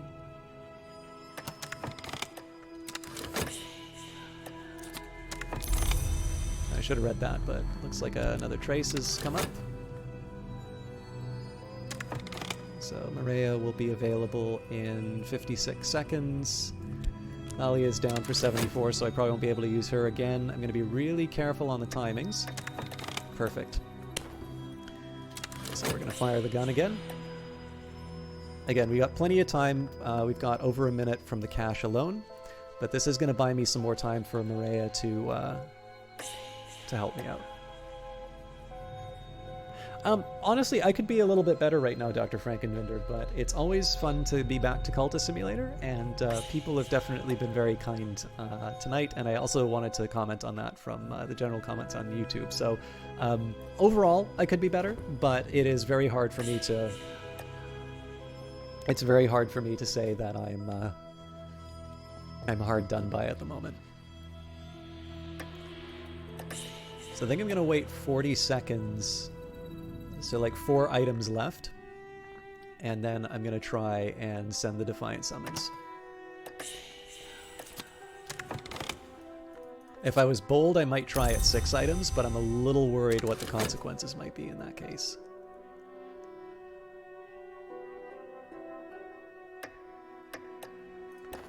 Widening the search. A Reckoner Assassin is uncovering more clues. They may summon reinforcements soon. Okay, so this probably means they're going to start going after my property. All right, so we've got 7 items. Again, when we summoned my foe, they came like right away when I sent that message. So I gotta be kind of mindful about what the consequences of some of this is going to be. I do have some followers back, so that's going to be good. I also have the name of the wolf if I feel like I'm in an emergency. You know what? I really feel like I should be leaving 40 seconds for this, but let's try it. Oh God, it's 10. All right.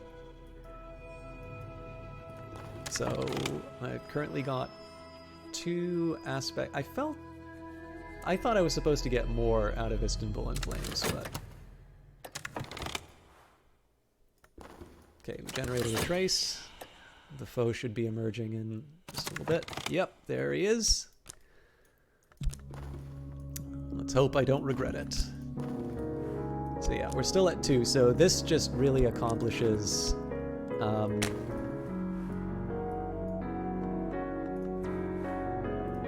This just really this just invites trouble is what this basically does. So, is there anything else I can do with Istanbul in Flames? Not really. Send hasty messages from Istanbul. We need to find somewhere safer. When the city's in this state, it's much harder to make contact undetected. There's a high risk rate of traces. Okay, cool. So the city's on fire. I'm packing my bags. I think we'll still be able to get out without a wound, but I need to be really, really careful with this. Hey, system, just stopping by to say hi and keep up the good work. Thank you very much, Helper22. It's very kind of you to say. I don't know if you were, if you got to hear, but it's been a really nice shift in the dynamic, and I really needed that right now. So this means a lot more. The particular impact of these kinds of sentiments are really helping a lot. So thank you for that. And no problem, Kaylee Cakes. I'm sorry. I know, the thing that's such a shame is that knowing that you're a little worried about thunderstorms and such. I'm just sorry that I don't have the opportunity to, to take you through that. And I realize if you don't have power, VODs aren't going to be an option either. All right. I still really want to hold back on the possibility of using up the name of the wolf, so I am going to send Lalia. Again, the worry here is that there's no guarantee that she survives an encounter with the foe, but there's also no guarantee that I survive an encounter with the foe, so I'm gonna throw my minions in front of the problem. Held off his attack. Oh, wow. I need to send you like an APC. Even when I can't see him, I know he's there. He'll attack at any moment. My associates come to my defense. Good. All right, so again, we've got someone on cooldown for a while, which isn't great. And I believe that is it. So we leave Revolutionary Istanbul. I've got 16 seconds before this becomes a problem. But we are out of here.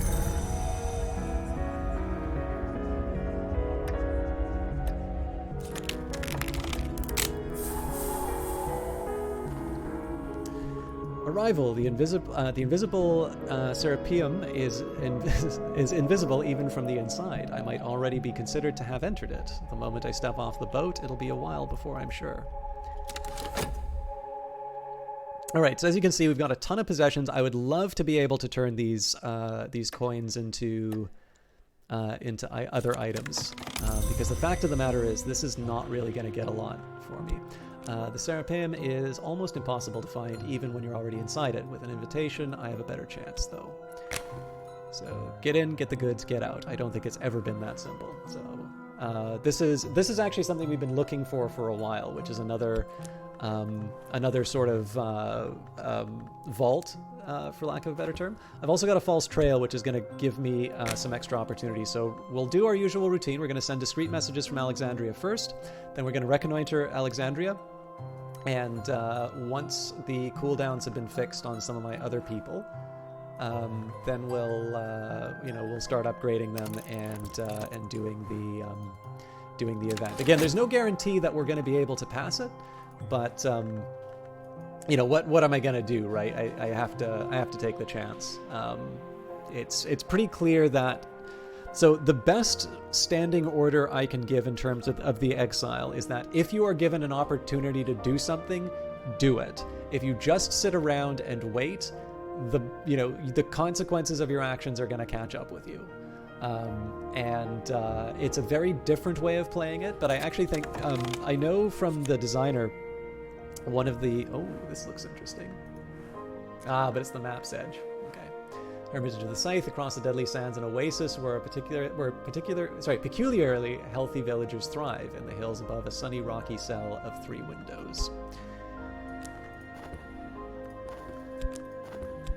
So, if I run, I should run somewhere I have an old friend or at least an old acquaintance. So we're gonna run with Alexandria again because I don't think I'm ready for the final confrontation yet. But yeah, so it's really interesting because if you've heard the designer talk about how they make games, so if you compare, let's say Sunless Sea, there's one thing that they've said, which is it's the idea of starting off hard or starting off easy, and sort of the idea is that imagine like a bear trap, and you're gonna close that on the player's leg, and it's gonna be horrible. And you've got 2 possibilities. You're walking around in an environment, and all of a sudden, the trap closes on you, and it's horrible and scary, and just it's a miserable experience. Full stop. Your other possibility is you wake up and your leg is caught in a bear trap. And that is horrible itself, but there's something a little bit milder about starting that way, right? If you wake up and it's a horrible situation, you sort of adjust and accommodate to that. Whereas if you're playing, so like here's a really good example about where this would be. Actually, you know what? I don't even need to make this theoretical. For those of you that watch the game Hive Time, this is that city builder based around bees that Cheeseness made. This is the person who I ultimately collaborated on a smaller little sim with. The Hive Time introduced more disasters. Now, disasters are a staple of the city builder, city management game. And in fact, the most common thing that you will hear about city builders that don't have disasters is, when are you going to add disasters? Afterlife, you've got, well, the ending event is the four surfers at the Apocalypso, but you've got the Paradise pair of dice, you've got Birds of Paradise, you've got Bats Out of Hell, Hell in a Handbasket, all sorts of fun little punny disasters. And so Hive Time just recently added a disaster where a bear decides to come and try and get to the honey. So this bear claw kind of comes up and starts breaking parts of the hive. And what's interesting is there are a number of people, in fact, not even just the bear event, but some of the other ones where, you know, wasps come in and start hurting your hive.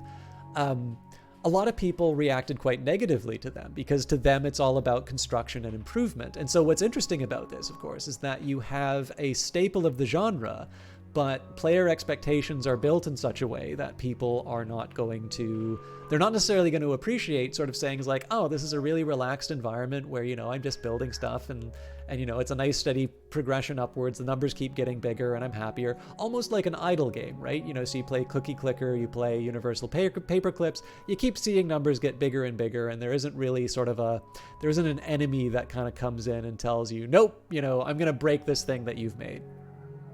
And so what's happened now is there are these situations where something bad happens and somebody had an expectation about how nice it was going to be, and it gets spoiled. And so, you know, the idea behind Sunless Sea and its very difficult beginning, and I would argue to a certain extent Cultist Simulator as well, is following this idea that it's probably nicer to wake up in the bear trap. You've come from matriculation and hear that this stream is highly educational. Once in a while, Joshy, man.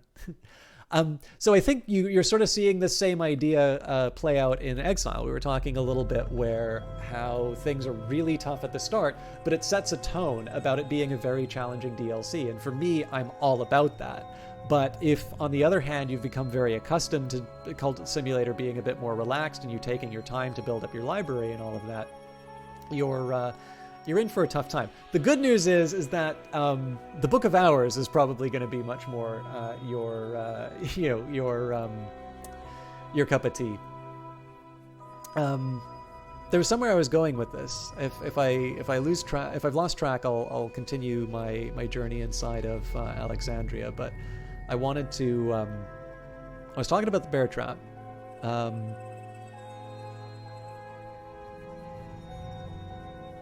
Damn it.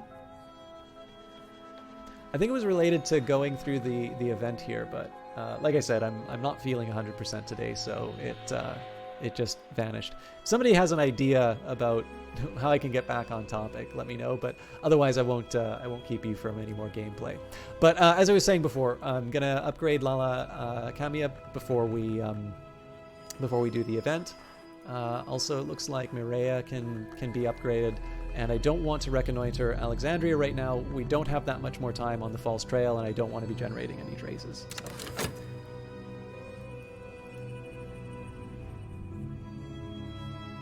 I do, however, want to go reconnoitering Alexandria. Like I want to find that temple so that I can make my my edgelore better. I just want to be a little careful in terms of how I manage things.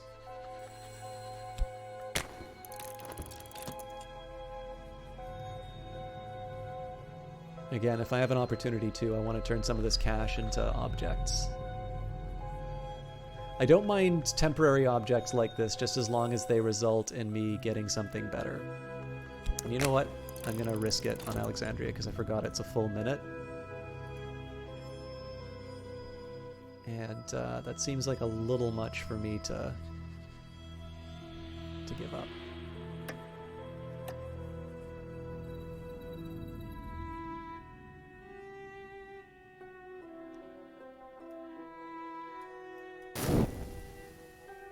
By the way, I shouted out Kaylee Cakes and Uncle Cranky, and technically Octavian Zero.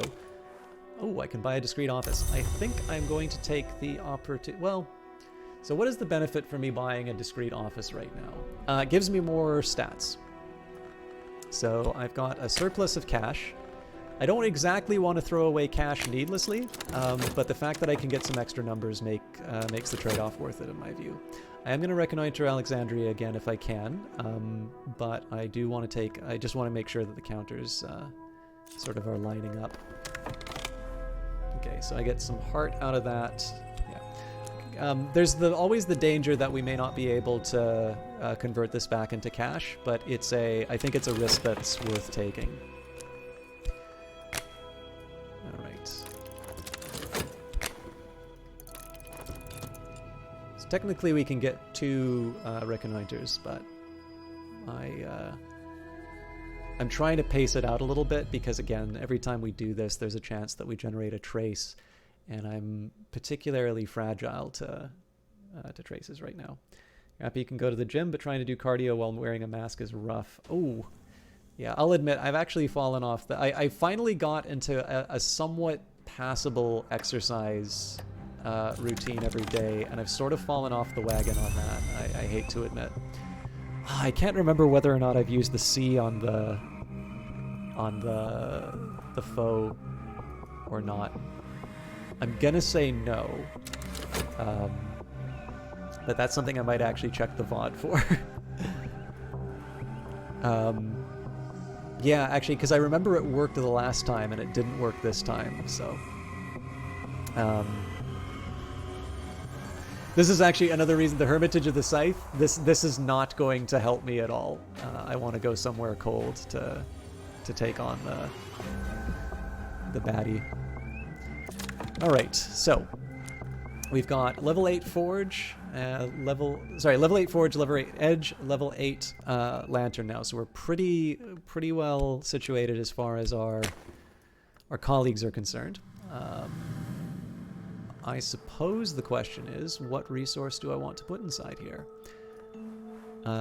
It's almost impossible to find, even if you're already inside it. With an invitation, I have a better chance, though. So this tells me that Knock would be ideal, but Lantern also shows the way. So I'm going to start with putting Maria in. We will continue to reconnoiter Alexandria. Now we're in the danger zone in terms of generating traces, but again, I want to find the temple as well as do the event.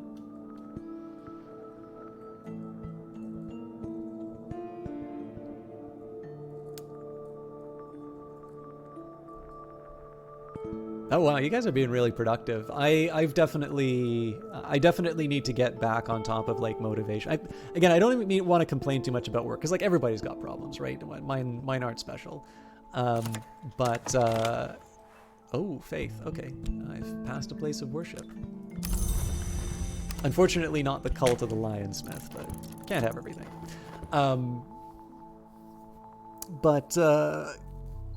It's definitely, I feel like it's I feel like I've a lot of stuff I should be doing I've not, and it's just been this really, I hate being in this mindset of like, ugh, things are bad, I'm not gonna do X. And it's like, no, that's the perfect time to get stuff done, you know. Channel that frustration into productivity. It's one of the reasons why I really wanted to stream tonight, even though I wasn't feeling 100%, because I think if I miss 2 casts in a row, the danger is that I never come back. So I've dissolved darkness. So if I want, I can start using things like my wounds, or I could use the Bohemian Saint. I'm definitely a lot stronger in Lantern than I am in Knock. In fact, I'm gonna make a guess here. I'm gonna add the extra Lantern as a precaution.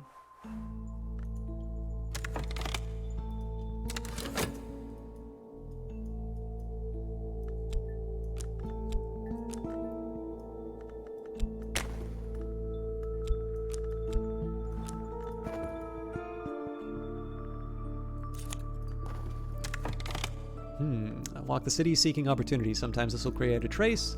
Purchase a mutilated manuscript. Fistful of badly treated... Okay, so we've already got the Lantern Curio. We're actually using that right now.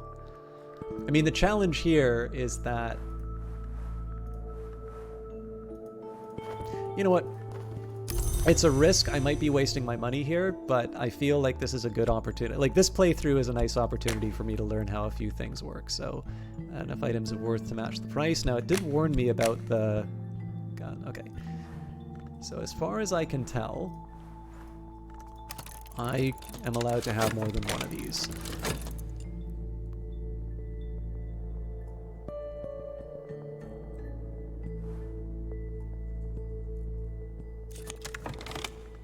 And done.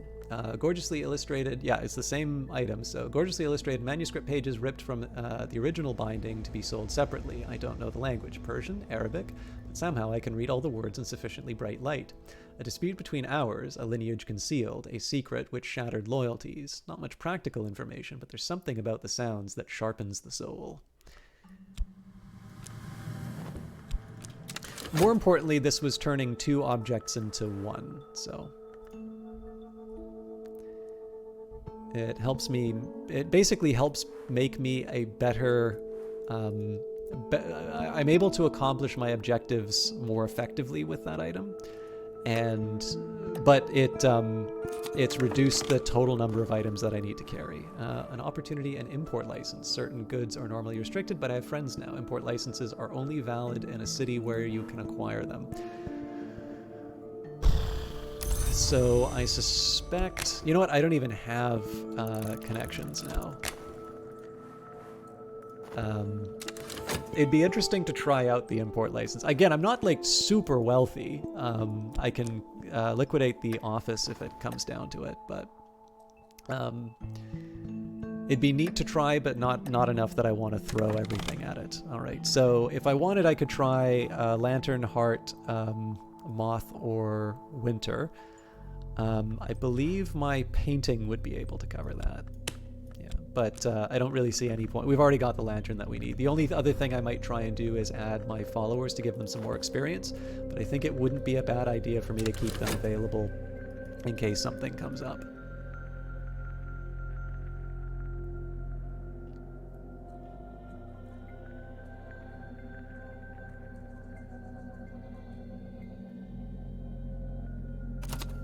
And there's that trace I was worried about. All right. So I've got the official connection. If I wanted to try and get the import license, this would be the way to get it. But given that I now have sort of a more finite time, given that we've generated the trace, I think I'm going to skip the chance to get the connection. We're also doing pretty well as far as the wounds are concerned. So.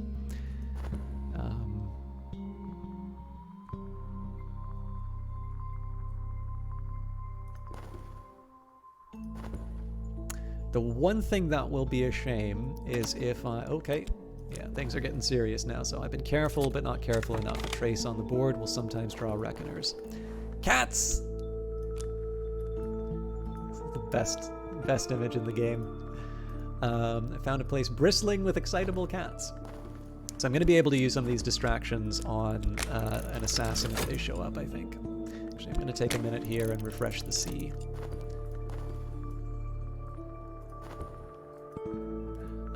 The real shame will be is if I leave Alexandria without having visited the Cult of the Lionsmith, so I'm going to do everything I can to extend this stay. Alright, again, we had another challenge. It looks like it's 12 Moth or 12 Lantern. Again, we've done more than enough for that task. It'd be nice to throw some more followers in so they can get experience, but it looks like I'm going to have to contend with some...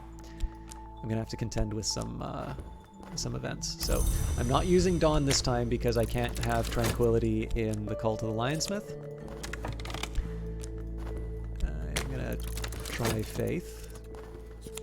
But yeah, things are gonna get real really quick.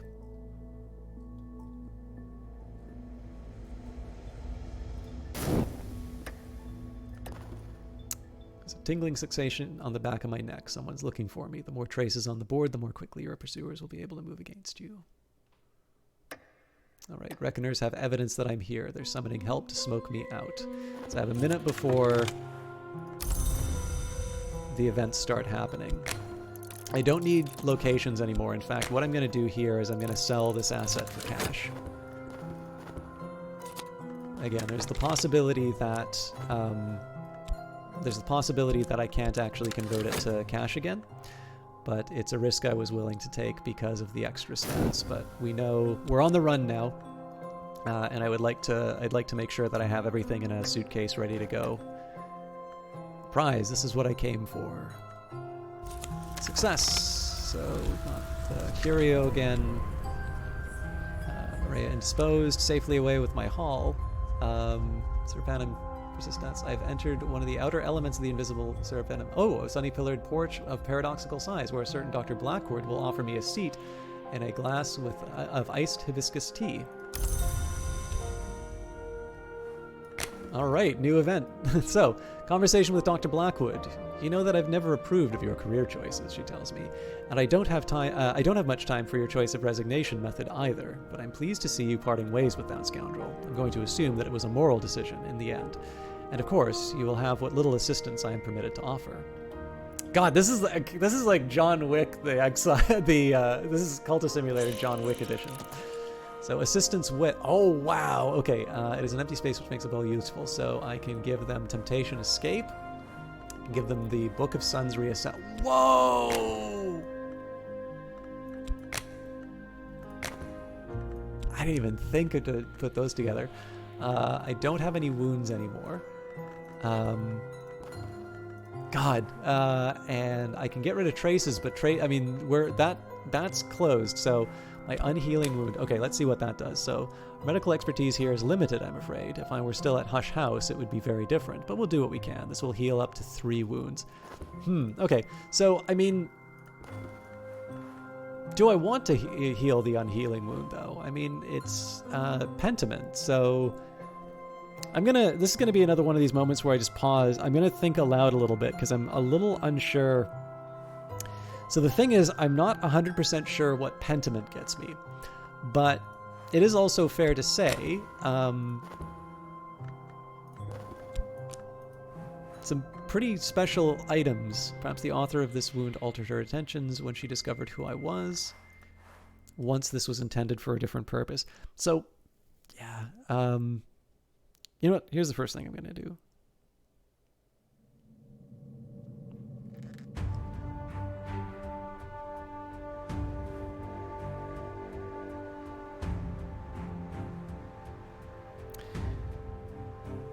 Pentimento. A pentimento is the presence or emergence in a painting of earlier images, forms, or strokes that have been changed and painted over. The word is Italian for repentance, from verb pentirsi, meaning to repent. Okay. Yeah, so I'm trying to think. Part of this is just going to be...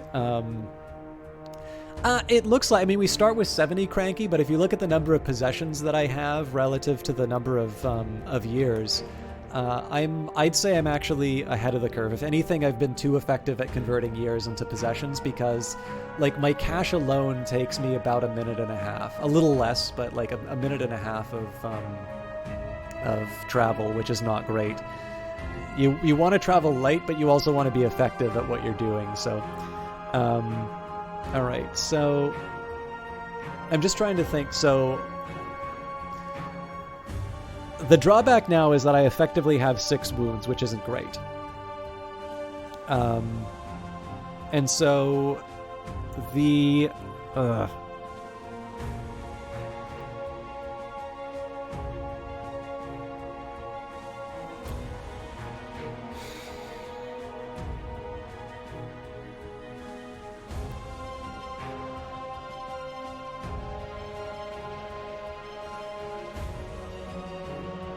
Sorry, I'm taking a minute to think about this. So we've got like the 7 for Temptation Defiance, but I don't really think these are necessarily related.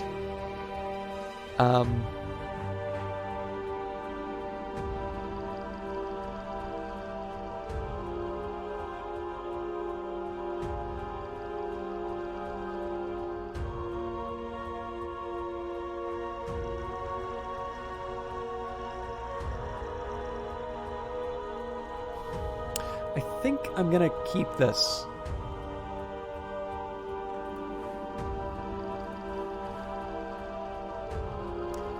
Maybe I could try...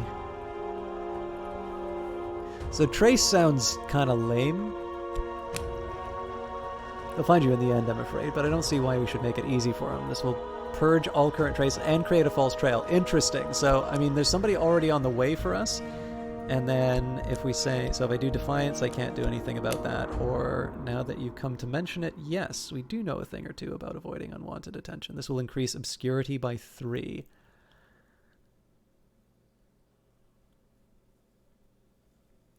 this is what I want to do, because this will buy me time.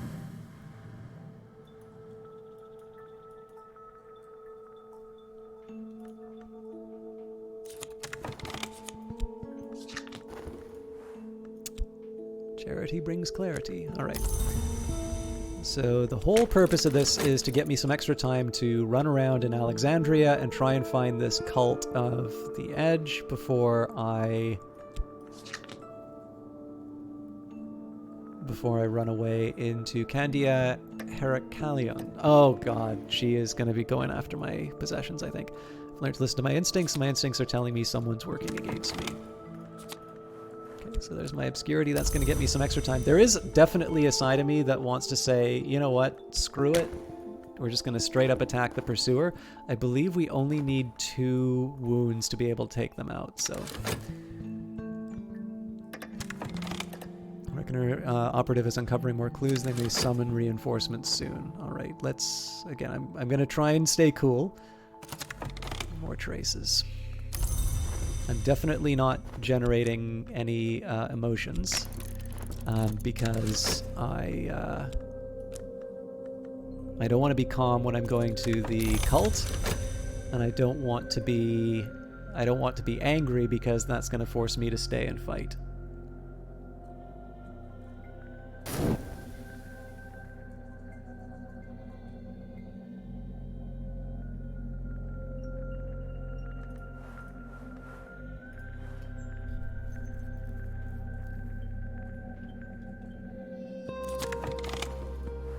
Secluded villa doesn't really help me. There is definitely going to be a point where I want to consider the costs. Alright, the search. I've learned to listen to my instincts, and my instincts are telling me that someone's working against me. The more traces on the board, the more quickly your pursuers will be able to move against you. Okay, what I think I'm going to do is I'm going to go on the offensive if they try and do something. Reckoner operative is at work. They won't find me yet, but the veil of secrecy is wearing thinner. Oh, you know what? So if I try and do an attack, this will destroy all obscurity. I gotta wait for the 3 obscurity to go away before I do that. Like I said, I want to be careful. Power is out now. It looks like you get my undivided attention for a while. I'm sorry, Kaylee. Oh, that's right. I've also got these. I've got these annoyances too. Anvil of the Bull. Perfect. The anvil here is a bronze altar of Apis, the bull. Bronze is not a good metal for anvils, but the only material forged on this one is, the priests say, the human spirit. Alright. So, I've spent decades staying out of the hour's way. Perhaps it is time to change that. So, I can give it my ambition, or I can give it lore. Oh, yes. Consecration to the Lionsmith. I could dedicate myself to the Lionsmith. This would enrage you and limit your dealings with the Colonel, but increase defiance and open the Lionsmith's mystery. Oh, god damn. Okay. So this is a big decision I need to make, right? Do I want to do the Lionsmith's shrines of bright with the scent of hot brass and rank with the scent of big cats? I can learn more about the edge battle techniques of Edge here. So this will make me an even stronger Edge disciple. You know what? I'm going to advance my temptation. I could dedicate myself to the Lionsmith. This will enrage and limit your dealings with the Colonel, but enrage defiance and open the Lionsmith's mysteries. I think the problem here, though, is I'm not going to be able to move. I'll investigate a little more closely. This will renew the lifespan of an opportunity in case you need it. I could put a light inside, but I'm not going to do it. Yeah, so I think I'm not actually going to be able to leave the city for a little while.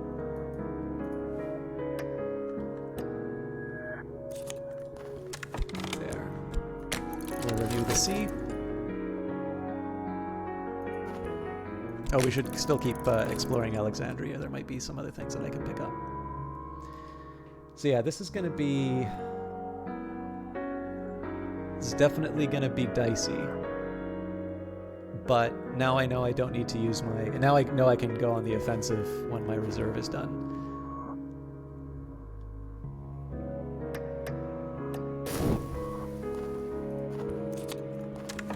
Okay, so we've recharged the sea. I could recharge... you know what? Yeah, I can get away with recharging Faith for 30 seconds because they're still going to eat up one more obscurity. There's my rage, so beware the fury of the patient man. Dryden, Absalom, and Achitophel. I've split the beast's blood and scorched my skin. I have undergone the three valorous trials. I am a warrior of the Lionsmith until someday he releases me. So here's what I think I'm going to do. I've got my... I'm consecrated in the Lionsmith, so if ever I find Lionsmith's temples, I'm going to advance my temptation that way. And if I wind up in Colonel, then I'll advance my edgelore. I probably should have made that decision earlier, but no point in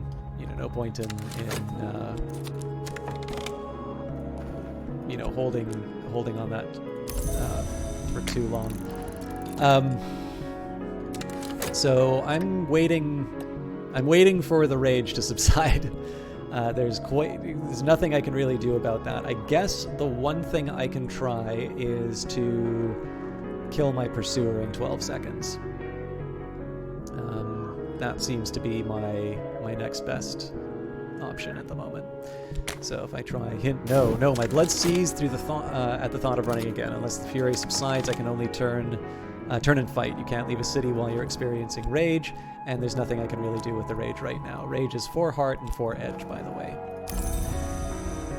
Okay, so, Course of the Heart. Whenever the principle of the heart is implicated, I may gain vitality. So we will do attack my pursuer. Use an edge technique to attack my pursuer. This will destroy all obscurity, which I don't have. Oh! Let me just wait the 4 seconds. I don't want that to get destroyed while I'm in the... Alright. Underworld Connection, again, we're going to leave that be. And we're gonna bring the big guns. So I outmatch them, and it's time that they knew it. An attack that uses both an edge technique and a weapon will always hit. And I think this can do up to 2 damage, which should be enough to kill.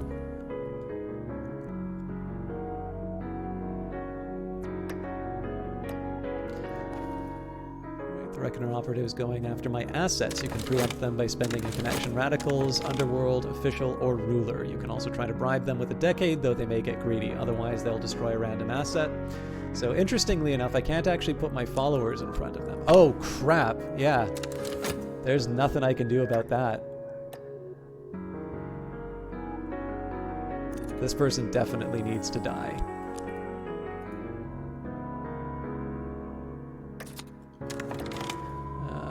9.3, so they're gonna take something, I think. I've struck and I've faded back into the city. 2 wounds will kill most reckoners, 4 wounds will kill an underboss.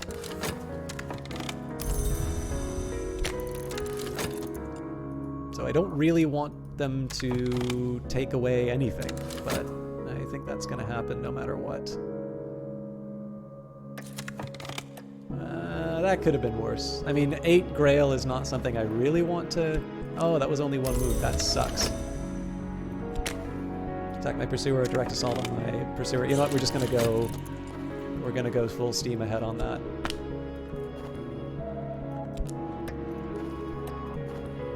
Yeah, losing 8 Grail is not my favorite memory. But like I said, we gotta pass the time somehow. Reinforcements. I've learned to listen to my instincts, and my instincts are telling me someone's working against me. The more traces on the board, the more quickly your pursuers will be able to move against you. So my hope is that we do the wound before they finish that, because I'm gonna have to do 4 wounds on the next pursuer.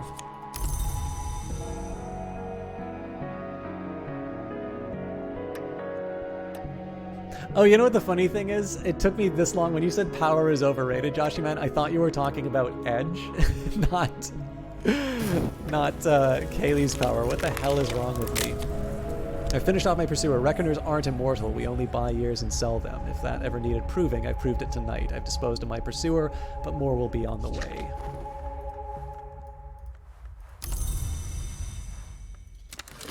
All right. A Reckoner's Corpse. Proof of victory. This is going to make my foe very upset. So unfortunately, I can't really bring them along. I could try and dispose of it. So human corpse is an inconvenient property, but also now and then a valuable one. So purpose. Aha! Celebrate my victory. The hours of struggle and conquest acknowledge victories. I can offer this trophy to increase my standing in their eyes. Cool. All right. 3 minutes away from an escape. I don't know if generating more traces through exploring Alexandria is the best idea, but I do like the idea of finding things that I can buy, especially knowing that I can combine the pages. You guys are sweet. You know, I'm gonna sound like such a complete sellout on this. Every time I think I've got a handle on the Exile, it throws a new... It kind of throws a new challenge or a new twist towards me, and I am living for this. This is definitely really fun. I don't know how well I am communicating it, but I don't think we've been to a location where I've... Like, I sort of feel like I've got a pattern down, and as soon as I feel like I've got that pattern, there's another thing that comes up to get in the way, and I'm really excited by the possibilities that opens.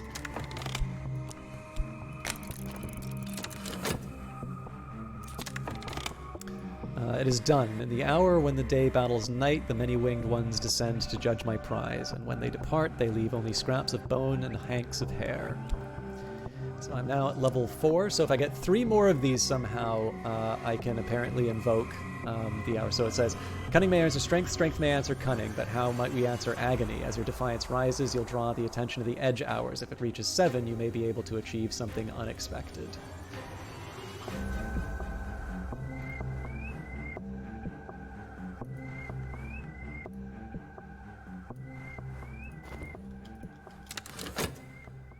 So 2 minutes.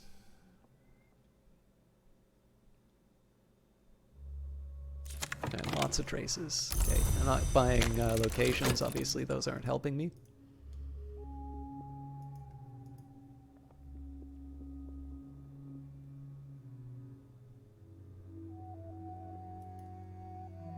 I think I might try refreshing the Trembling Heat. I've got 46 seconds before I'm able to use my edge again. The good news, of course, is that I know I don't need to save the edge for any of the temples. Oh, this is the Cult of the Colonel, so I'm also going to be able to advance my... now that I know I'm dedicated to the Lionsmith, I'm going to use that to advance my edge. Okay, a little over a minute before we can leave. Okay, reinforcements in 50 seconds, so we're gonna start packing just as soon as the agent shows up. This is gonna be a really interesting challenge because it's a side of me that says I want to preserve all of my resources to take advantage of whatever I find in Candia, but on the other hand, I don't want to lose stuff as a result of the. By the way, I can't remember if you saw this before, Kaylee Cakes, but cats. But yeah,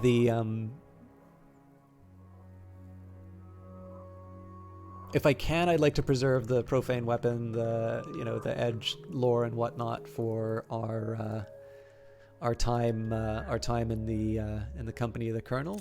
But I also don't want to lose stuff, so we'll see how it works. 27 seconds before we can leave.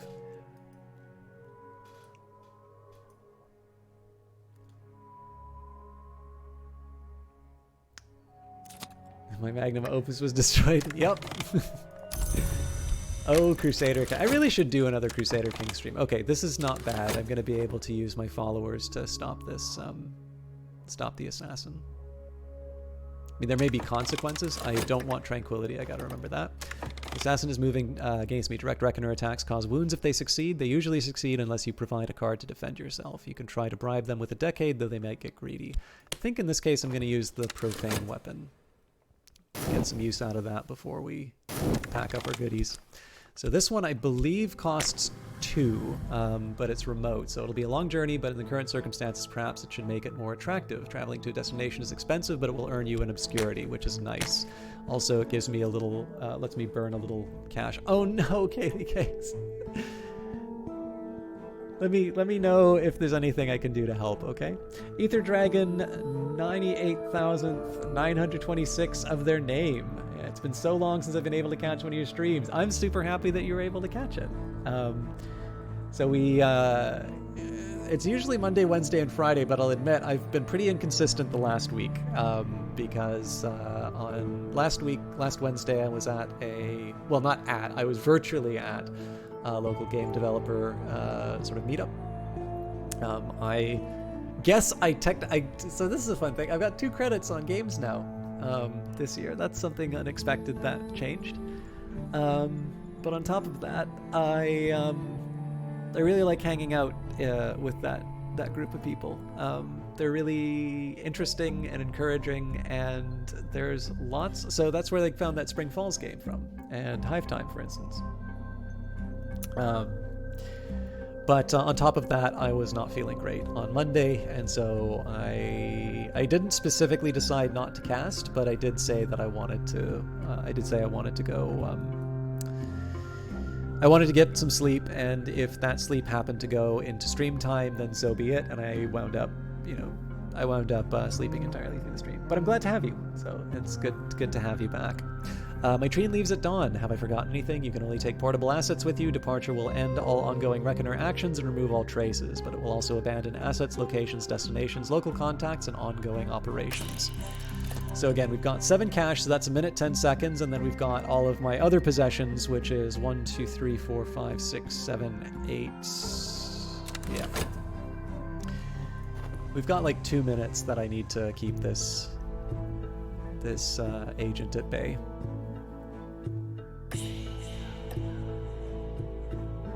This is one of the reasons I'm using the pistol right away, because actually, here's a question. Before using the profane weapon. Yes! Alright, so I'm going to just shoot at them, but I'm not going to use the name of the wolf.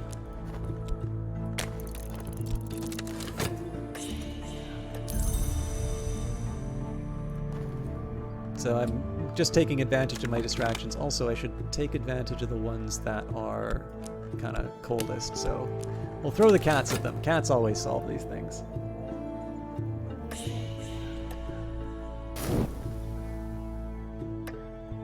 The Colonel, the hour that protects my foe, has long disliked cats. Among my enemies, a wariness about felines has become a powerful superstition. I've slipped away while my pursuer hesitates. Told you, cats are OP. I've seen a familiar face in the crowds, too familiar. The more traces on the board, the more quickly your pursuers will be able to move against you. And of course, we're generating a ridiculous number of traces. I think we're up to 9 now? Yeah. I'm very happy I'm leaving town. Alright, I've struck and faded back into the city. 2 wounds will kill most Reckoners, 4 wounds will kill an underboss. So let's... Oh, did I just pack my sword?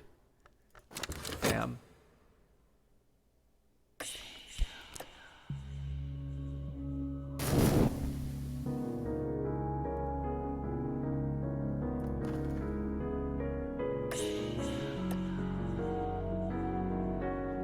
Leaving town is really like a high-action movie heist in this game, rapidly stuffing things in your suitcase while distracting enemies with cats.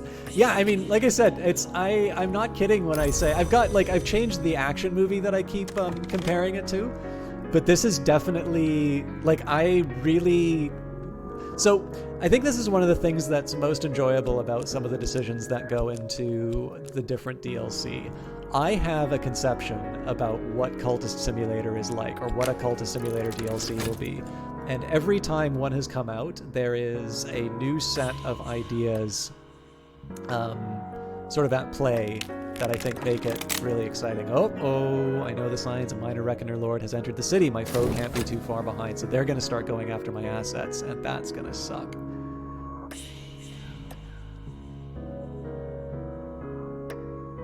Underboss is attacking me directly. All right. We'll throw the sea at them and then cats.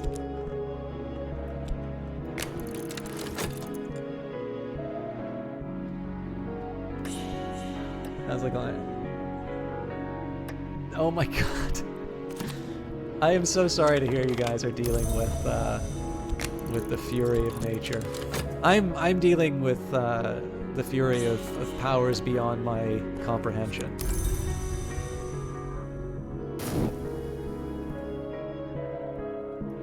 Take him on a chase by the seashore and then throw cats at him. And lost my pursuer in the bustle of the port.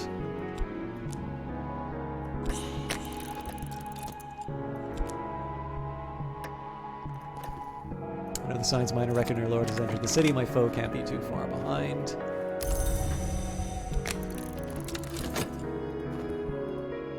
Traces, Jesus Christ. The foe's got to be on their way soon. But we're on our way out, so... Alright, they're going after my assets, so I can't... Oh, I have no defense against this, but I don't believe I have any assets for them to take. In 25 seconds, I'm going to pack my last cash. So, we're just going to raise a select finger and tell them goodbye. That was exciting.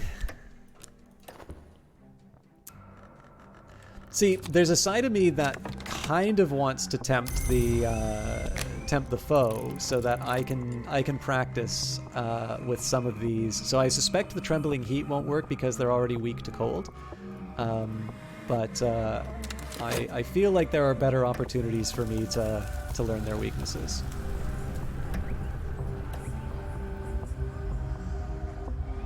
By the way, if you guys have any questions about what's going on, I really don't know if...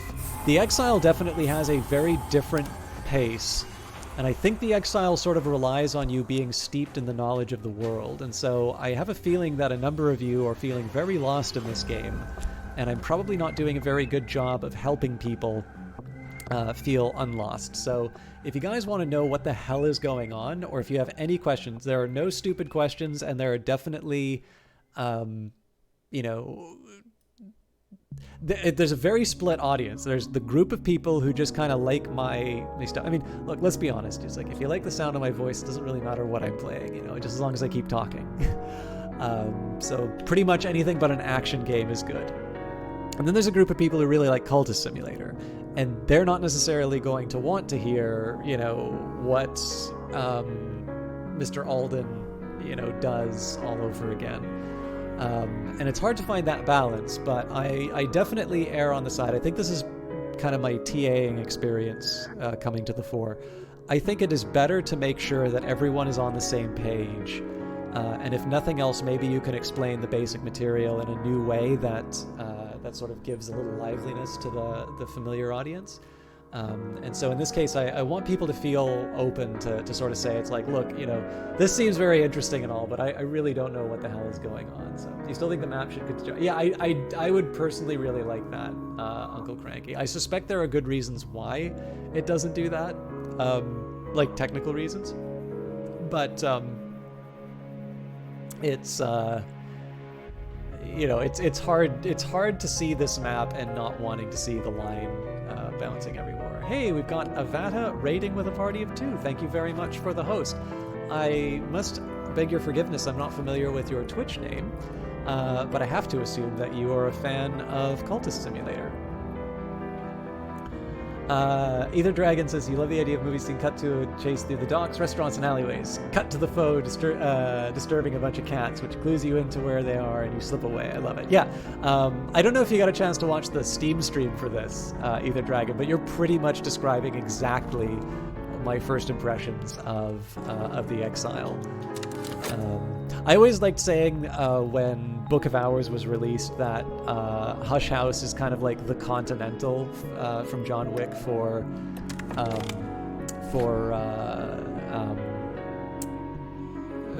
Cultist Simulator, but I don't even need to wait for Book of Hours. Like, I've already got my John Wick Cultist.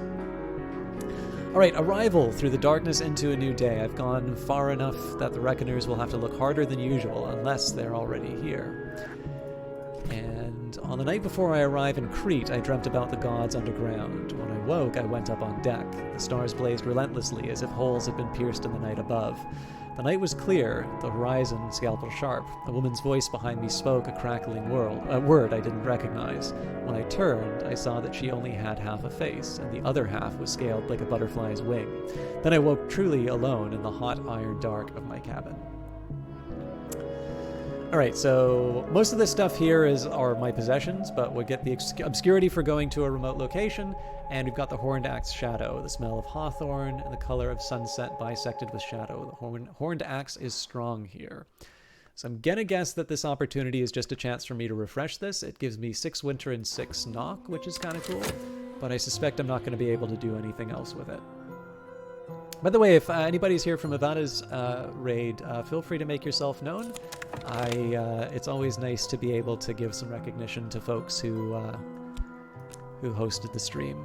My apologies, I still don't have a raid. I still don't have a raid emote or animation and whatnot. So again, one of those lazy. You guys can have playlists, or you can have a raid message. So we're going to do the same thing that we normally do. We'll start by sending out messages from the island. If I run, I should run somewhere I have an old friend, or at least an old acquaintance. So that's going to take us a minute. I don't think anybody's got 3 experience. Nope, so we're okay there. I can't go searching for the cult yet, but let's take a look. So visit the Fane of Owls in the foothills of Mount Ida and the precincts of the ruined Minoan Lodge of Doors. There's a hawthorn tree of great size. It would be deep night when I arrive. All around the countryside, the cicadas will buzz like saws, but at the Fane they're always silent. I too will find myself reluctant to speak aloud. I know these things from the last time I was there, the night I learned my father's name. All right, I want to read that again, just so I can be clear. So, in the foothills of Mount Ida, in the precincts of the ruined Minoan Lodge of Doors, there's a hawthorn tree of great size. It will be deep night when I arrive. All around in the countryside, the cicadas will buzz like saws, but at the Fane, they're always silent. I too will find myself reluctant to speak aloud. I know these things from the last time I was there, the night I learned my father's name. You know, one of the things I'm finding very easy to do with the Exile is to miss some of the more detail. Like I get our motivations in terms of leaving. I'm definitely getting the impression that it's not about the decades. But it's very clear that people are happy that I'm leaving. Or happy that I'm getting out of this world. I don't know if we're going to go full Star Wars with this and my foe is actually my father. I'm going to guess no, although who knows. At the Fane of Owls. The eyes of owls in the hawthorn tree glimmer pale gold. There's a flare of light, too, beneath the tree. A tall man in a snakeskin jacket has just lit a cigarette. In the match light, his face is lean, dark, and familiar. Hello again, he says. This is a surprise. I suppose the double edge brought you here to make a point. She won't want any new edge dyads in the world. Do you have something to show me? A point of reference. Oh. So if I show them the sword, or I can show them the wound. Right. So what's fascinating here is it doesn't show you, but it only highlights these two. By the way, these are both pentiments. So if I try and put the curio in, so I think I'm going to try the sword here. So the stranger nods and stubs out his cigarette on the tree. No, I'm going to try the wound, actually. Ah, God, it's so hard. Okay, the stranger nods and stubs out his cigarette on the trunk of the tree. He begins to peel an orange instead. It's always too late, eventually, he observes, through a mouthful of orange. But until then, it's not. Alexandros thought that he was important. The lionsmith never did. He passes me the remnant of his cigarette. Some things are better left unsaid. He adds over his shoulder as he saunters off. It's nice to see you again. I don't know why. This is reminding me of the cowboy encounter in Mulholland Drive.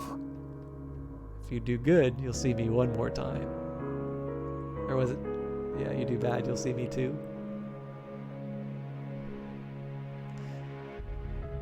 One or the other. My micro prof actually explained a really complicated optimization strategy, and he used that scene as a reference. All right, so I kept the thing. So I think we wind up with both. So the stranger not. All right, so we've already read that. Half-smoked cigarette. Oh, it's another pentiment. So once at a place and time of power and division, this knew the hands and mouth of a renegade knocklog, at least in one history. He finished smoking it. Oh my God! Oh Jesus! Okay. Wow.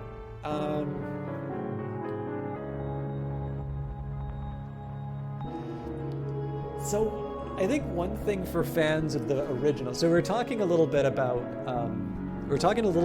how this game. By the way, okay, so for like for like Uncle Cranky and all of that, I'm freaking out about stuff that does not make any sense at all. So we were talking a little bit before about how the audience for base Cultist Simulator might react to this one, and like I was saying, it's easy for me to sort of not pay attention to little details.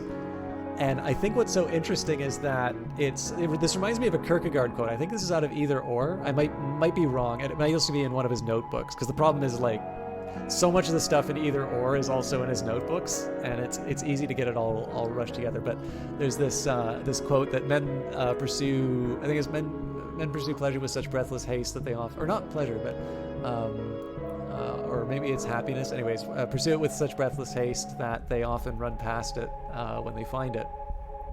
And so similarly, in the Exile, like, there's still a benefit to stopping and smelling the roses. Like, there's a bunch of really interesting lore. And like I said, it's not just that you get to see the wider world. You are learning new things about the secret histories, about sort of the universe in which this game takes place.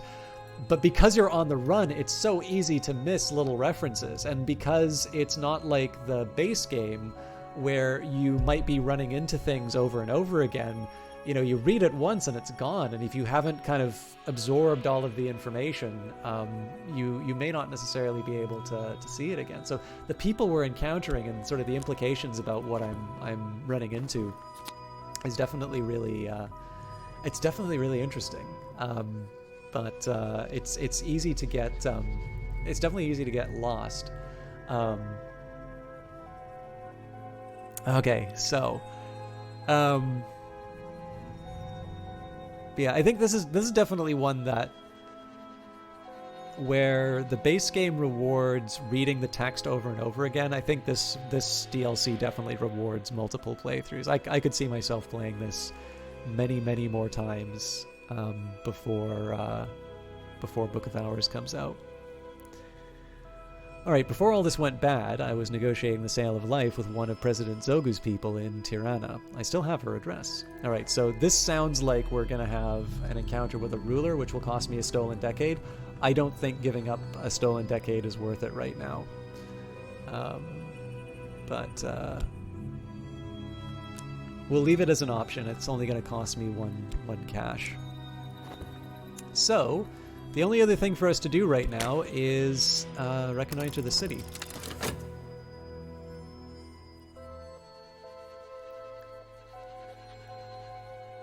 It's nice that I have some obscurity, so in the worst case scenario, I have a little bit of protection before things go pear-shaped. I do need to eventually start thinking about how I'm going to get some more money, get into a better position, either to advance my temptation or to find out some more information about my foe. But all right, so we've got a quiet warehouse. I don't think I'm quite ready. So a quiet warehouse would be tempting to use the medical credentials, but I'm not entirely sure I want to be generating this much cash right now. We still have 1, 2, 3, 4, 5, 6, 7. It's not going to be 14. It's going to be 13 when I'm traveling. So that's still over 2 minutes worth of packing that I need to do. I think it'd be nice to drain down my cash a little bit before I start trying to earn more. There's the trace. All right, so if I want an official connection, I can earn it. I don't think it's worth the years yet. There's one thing I want to accomplish, and that's going to the Cult of the Lionsmith.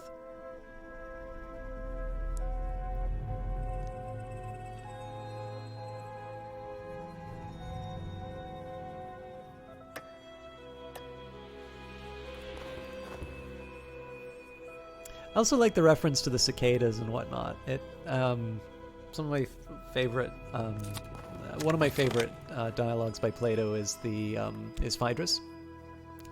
and it sort of talks about lying back and listening to the cicadas. So I don't know, brings that to mind. Roadside shrine to an iron saint beneath the rocky overhang. An ancient cast iron statue stands in a whitewashed shelter. Its face has been scarred to unrecognizability, but one hand still holds a spear. So my loyalty is to the Lionsmith, the Colonel's eternal enemy. I am not welcome here. Oh, Jesus!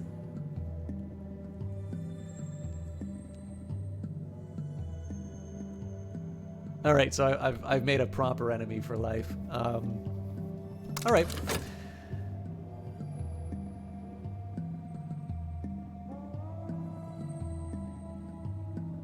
That's definitely gonna give me some pause the next time I find Lionsmith shrines.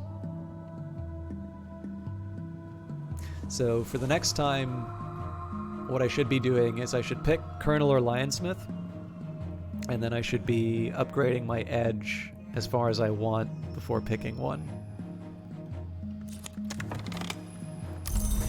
So what I'm basically going to be doing here is I'm going to be waiting. So because I don't have anything that I can do in the city anymore, I'm going to be waiting until someone actually comes after me. The aim here is just to try and get some possessions.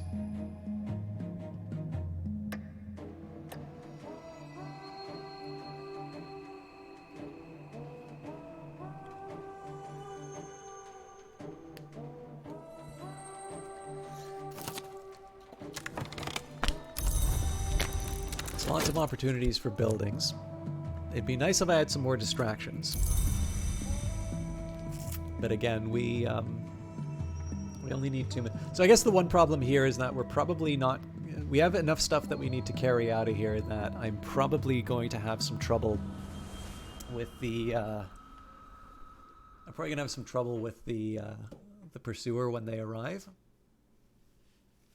But we should be able to get most of the stuff squared away. Okay, well, I think it's time for me to have a mood. Thoughts of peace. It's been a long time since I knew peace. It could be a fresh start. So again, I'm not doing define. Well, okay, I'll take a quick minute here and I'll say I think it's still thoughts of fury. I clench my fist, feel the strength in them. The time is coming when I'll stop running sooner than they think. So I don't quite want to do fury because it doesn't really get me anything. It keeps me from being able to travel. Tranquility, on the other hand, because I know I'm not. I know I'm not really fun. Because I know I'm not going to be visiting the shrine, it doesn't worry that I'm in a better frame of mind. But again, until a pursuer actually shows up, we don't need to skip down. Man, I wish I had this kind of luck on the times when I don't actually want to be found.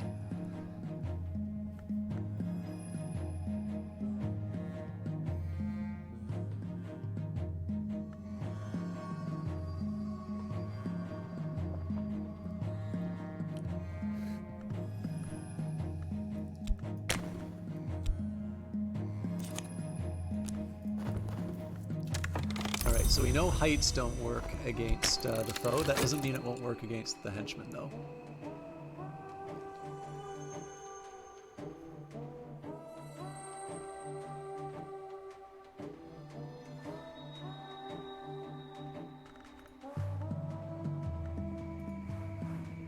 You know, it occurred to me one way I might be able to cheat is if I open the console. I bet these have different card names, but that would be a really terrible thing for me to do. More traces and more locations. Doesn't look like I have much in the way of purchasing opportunities. So the big question would be, do I want to start packing up right now?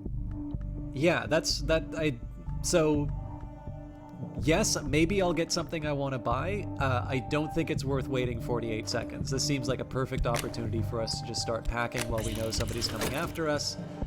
And we can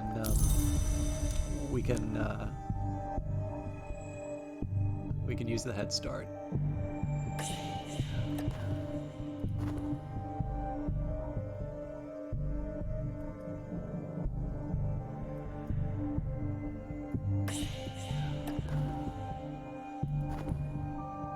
The funny thing is, like, I bought that portrait, but it didn't actually,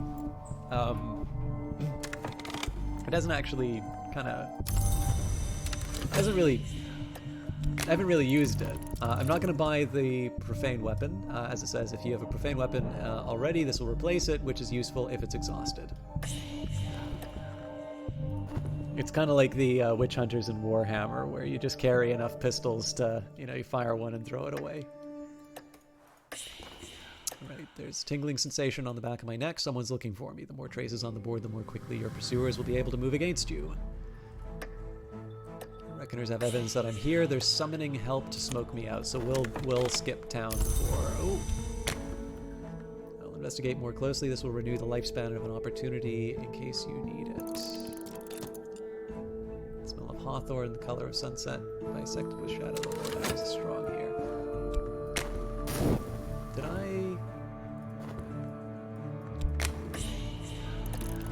I think I messed up. I think I had to use this for it. If I could get another encounter that gets me, one of these items, that would be neat, but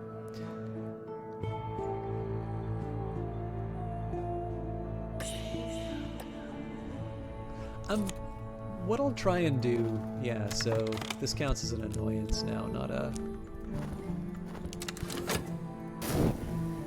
encounter. I really like that Hornax Shadow moment. Again, we're not going to take advantage of any connections. We don't really need them right now.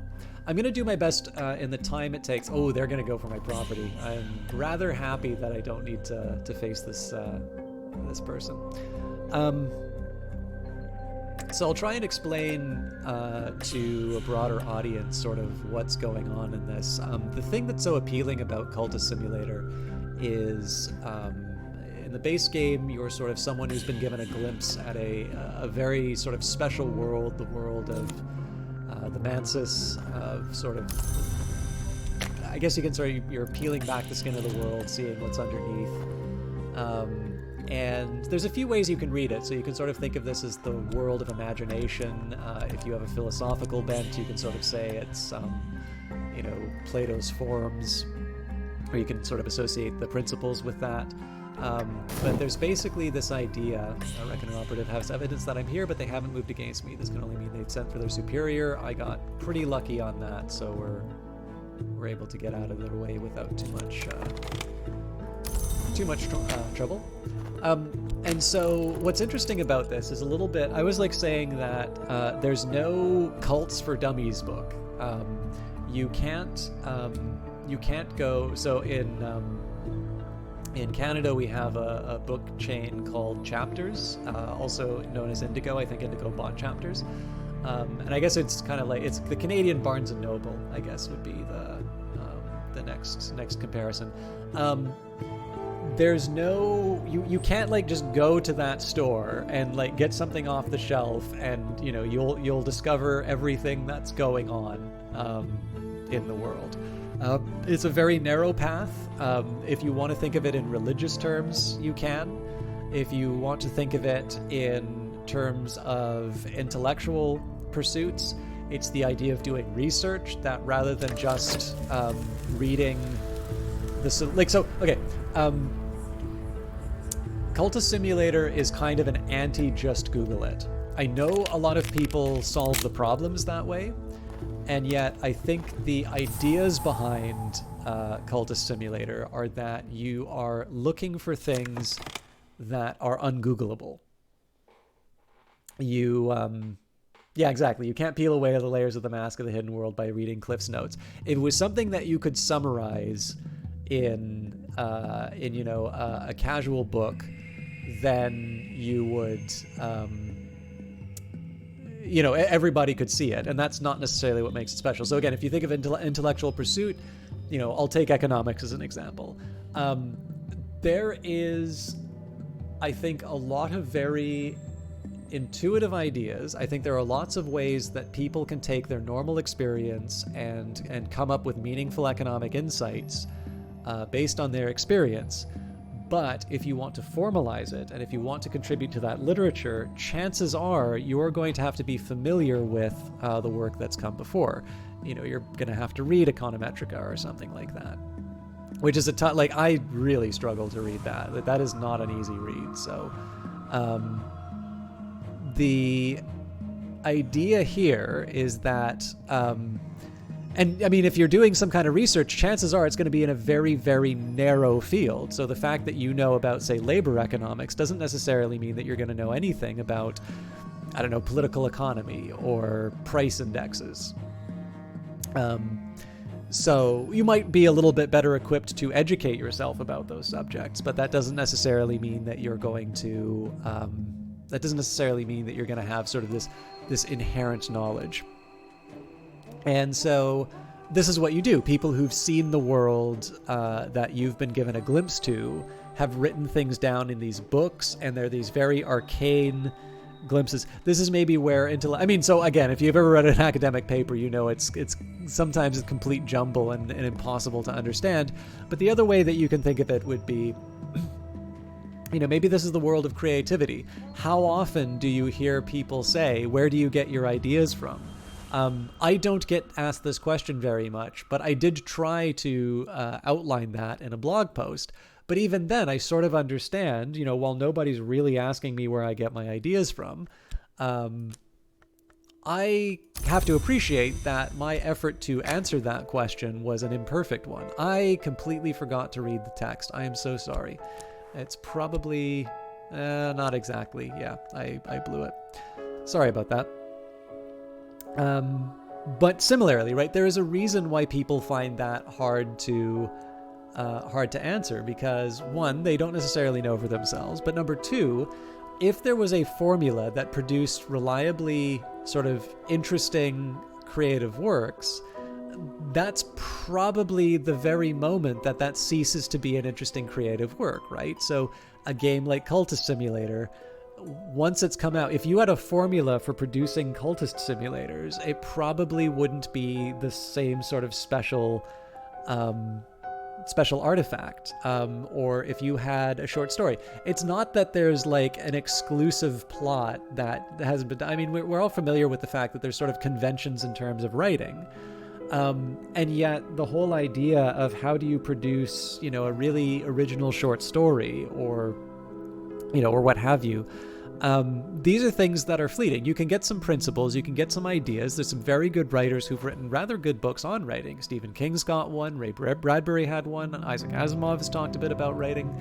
And then there are some people who are maybe not necessarily known for their creative output, but have done a very good job of sort of describing the process. They've done some work with that. But again, you're only getting these little glimpses at this larger thing that we haven't been able to get a really tight grip on. And chances are, if we were to codify it, it would be this sort of thing that maybe it would cease to be as special as we would want. And so this is ultimately what the game is dealing with. And one of the ways that's really effective, it doesn't just communicate that through, you don't get a text box which says, you have sort of this ineffable concept which is lingering in your head, right? That's kind of, it's putting it on the nose. It's communicated through the gameplay mechanics. So each individual item is going to give you a little fragment of what's going on. And if you read the descriptions, you start getting further and further ideas. And what's exciting about the DLC, and particularly this one, is that if you have this basis of knowledge, if you've got this idea that you've started with, in terms of the base game, once you've got a grip on a bit of what's going on and the relationships between these different concepts, you'll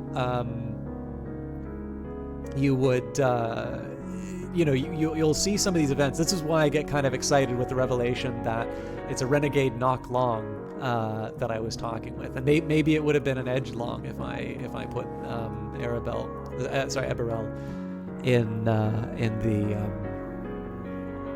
the item. There's so many different little avenues and little revelations that come up, and it's so interesting because if you don't know to look, it's going to pass you by and it's not going to mean anything. And that's also presented inside the game. I don't actually have any examples of sort of like mundane objects right now. Actually, cash. Cash is an example. So cash, a considerable sum enough to open a door, fund a project, or excite avarice. So it's an asset, it's portable, it's got worth, it's an, supplies. I thought I was going to say ingredient, but it's supplies. So, but it also relates to the kind of this occult world that we're talking about. It's got knock. The knock permits no seal and no isolation, and thrusts us gleefully out of the safety of ignorant. The knock is the principle that opens doors and unseams barriers. Well, it says right here, enough to open a door. This is the idea, right? If you have money, you have opportunities. Forge. Fire, I once read, is the winter that warms and the spring that consumes. The principle of forge transforms and destroys. Well, again, money, cash, it's medium of exchange. You can sort of see how it would relate to forge. Grail is probably self-explanatory. Hunger, lust, the drowning waters. The principle of Grail honors both the birth and the feast. Wants, desires, the fulfillment of desires. Again, this is what happens with cash. So these are 2 intensity compared to my knowledge of the edge, which is 8, and my particularly intense assistant, who is also level 8. They also have winter. I think this is because they got a wound? Nope. They're just good. Oh, represents the kernel. Patience before strength. Oh, wow. So they should not like me. But you can see these are people with strong knowledge of this special world that we've been living in. And what's neat about this is that you can sort of you can imagine a little bit about how the world. Again, I'm sorry I put the game short here, but what I'm trying to do is communicate what's going on in the back of my head when I play this. Think a little bit about the type of people that you're playing in this game. You know, every once in a while, actually, let's say it's a poet, okay? There's just a bunch of trees that I walk by in, every day on my, well, okay, I don't walk to work right now, but there are trees that I walk by when I'm walking to work. It's actually relatively green where I am. In Vancouver, I would actually pass by some trees they're sort of like in the middle of a sidewalk. They're a fairly skinny tree. And this is something that you can pass by and you can never really notice before.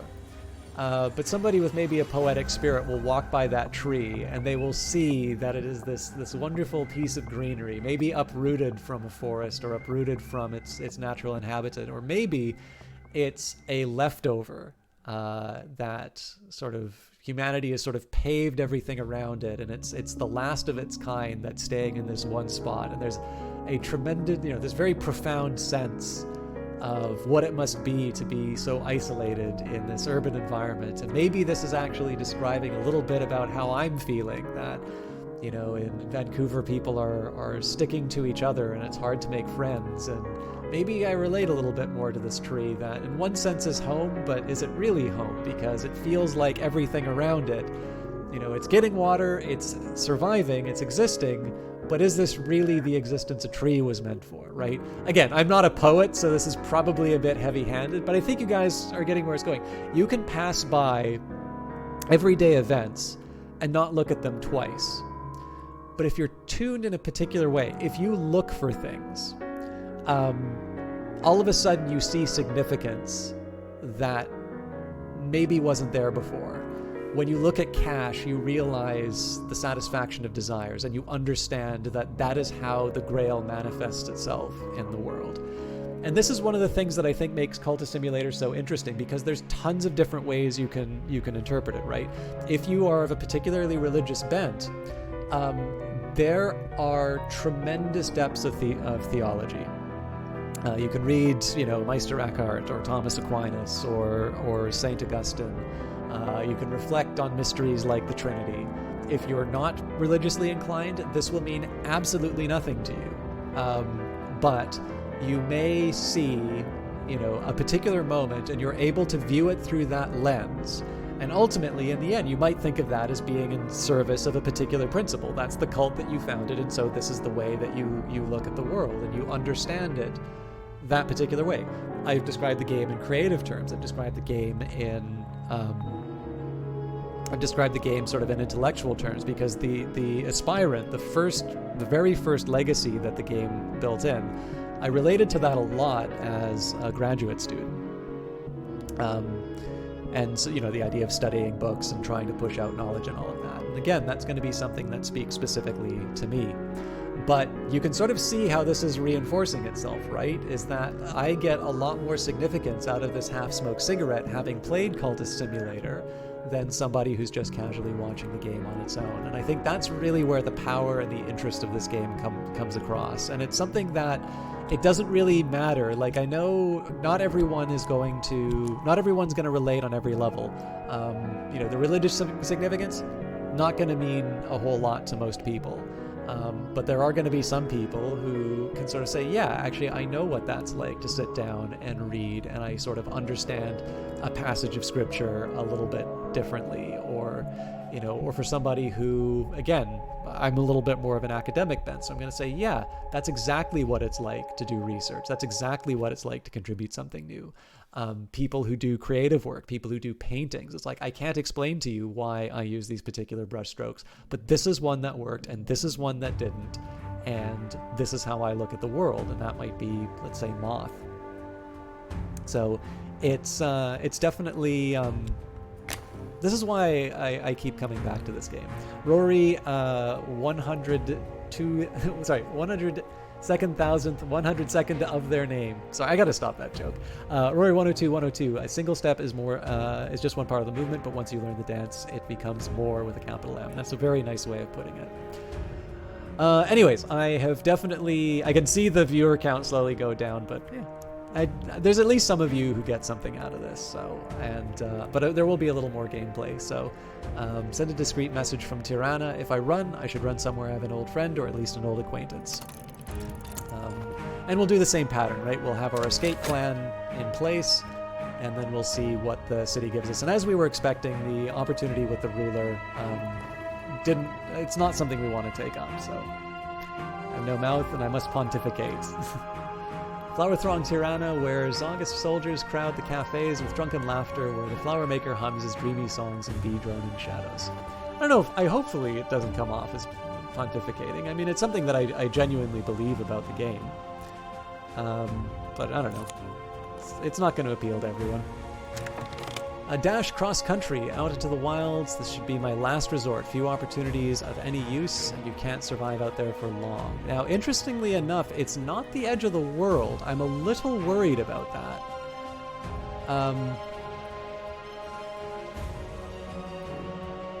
I'm not 100% sure I want to take this one up. Ugh. I was kind of hoping that I wouldn't.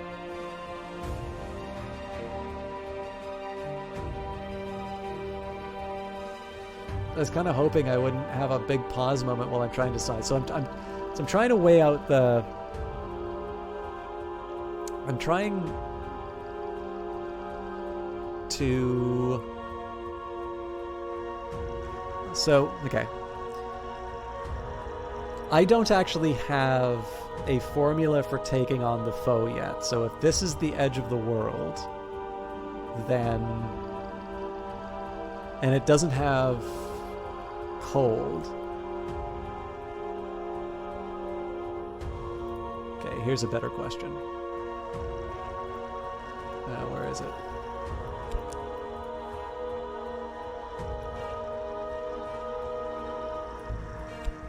Yeah, you know what? I don't like this idea.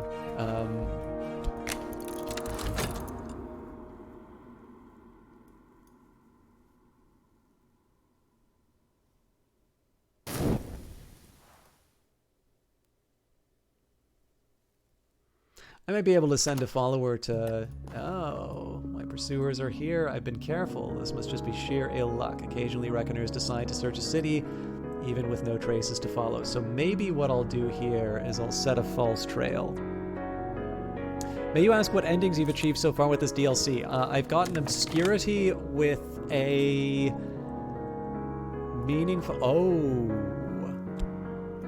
Have I run out of locations? Is this what it's telling me?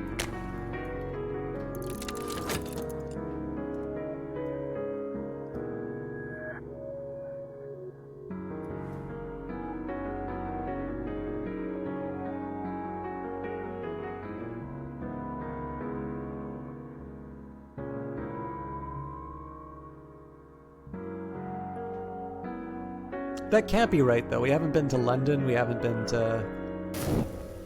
But then again, there may not be... I might have to make specific connections, because we've definitely gone... Yeah, it's not looking good.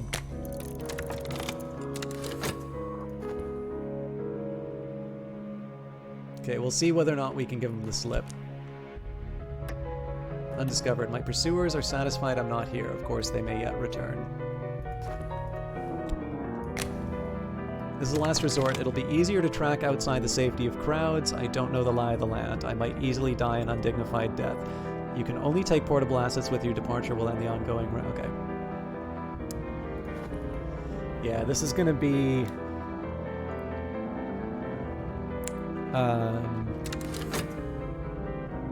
This is definitely a tough decision, but it's pretty clear we're not going to make any progress. So I'm going to wait the 33-second... well, no, it says that they're going away. So it's pretty clear I'm gonna need to wait a while. So here's what I'm gonna do. We're gonna take Ursulina, and we're gonna get her to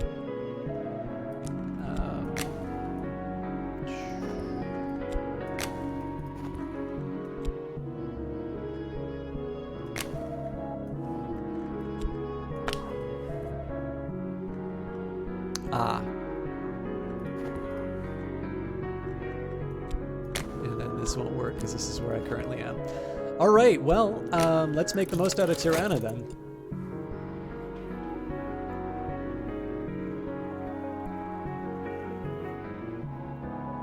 I'm curious if this is the end, though. Like, if I'm actually going to be able to... So I think probably what's happened here is I don't have a direct connection to a place I haven't already been, and hopefully what this does is this gives me access to other locations. Obviously, what I'm trying to do here is pursue a more violent ending. But I'm not entirely convinced that this is the place I want to make my stand. I want to at least try and go someplace cold. Yeah, so I don't think we've been anywhere in Russia. We've definitely not been to Iraq. We have been to a couple locations in France. We haven't been to the UK yet. So I suspect I've just been a little unlucky in terms of destinations. Alright, I think I'm okay getting a little tranquility. So we'll take advantage of whatever opportunities we can. I'm not opposed to bringing some cash with me because it sounds like it's going to be... Sounds like it's going to be a little bit of a challenge.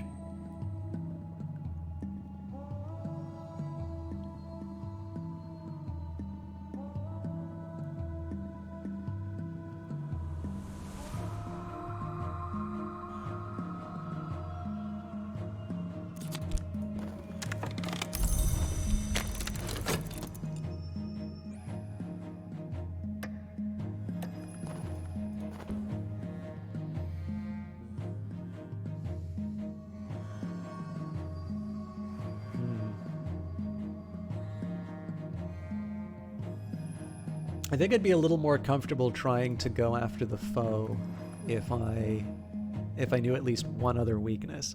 Now, when we did this on Steam, we were able to do it without, without any information, and we sort of learned as we went. But I don't know.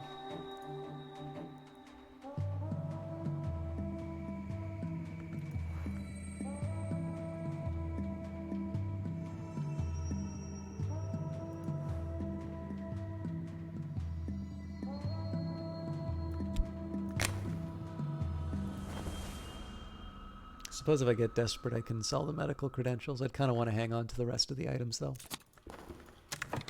Okay, definitely don't want to buy a weapon again.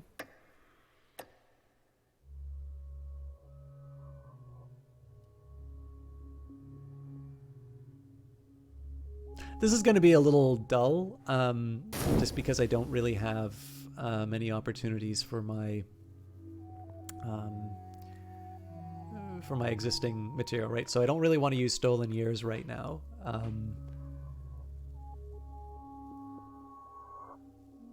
I could maybe see...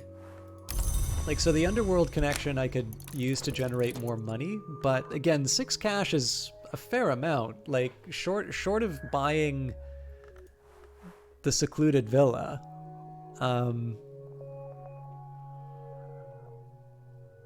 I kind of have the cash that I need for most present purposes. And we definitely learned when we were in double digits for cash, like that was a pretty big liability as far as... Alright, more pursuit. Flower Maker's Shadow. Here are sweet airs. Here are the beginnings of dreams. Here our thoughts turn to the hour called Flower Maker.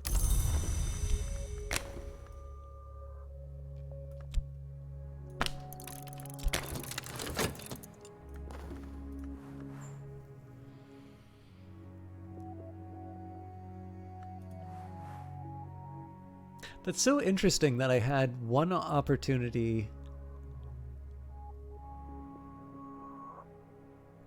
to like have a chat. I feel like there's something more I should be able to do with this.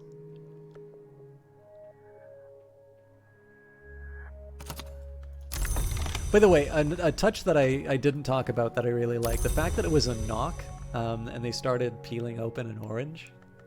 I don't know if that was intended, but I think that's a nice little touch. Alright, so I'm going to go for the Tranquility, mostly because I can. I'm just going to double check here. Flower Maker. Yeah, so not much in terms of opportunities there.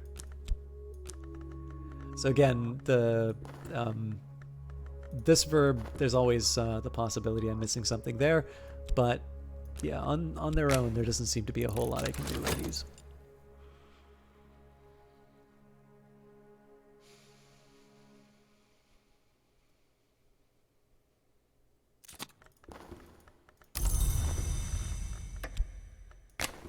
I mean, I can keep reserving it, but I can at least give it a little breathing space. If we get an opportunity to buy the page from the Book of Suns, I suppose that would be nice. Alright, widening the search. Reckoner informants are uncovering more clues. They may summon reinforcements soon. Alright, so now I need to start thinking about getting out of here. I think I'm going to do one more search in Tirana.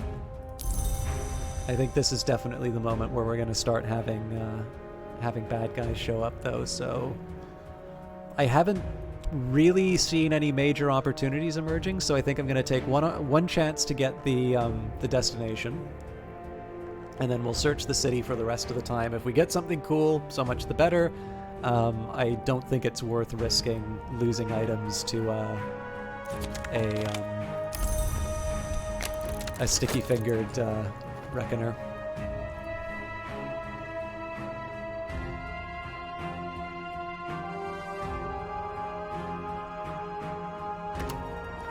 Alright, there's a tingling sensation in the back of my neck. Someone's looking for me. So, 2 traces now. This is one of the reasons I don't ever spend the connections to get rid of a trace. It's way too easy to have that nullified by another event. So Reckoners have evidence that I'm here. They're summoning help to smoke me out. I've got 50 seconds before that happens. Again, we've got quite a few possessions, so we're probably going to have to deal with at least one kind of an attack. But if I'm lucky, it's an assassin. So, all right. So first things first. Whoa. There we go. Oh, but it doesn't cost me any money to go.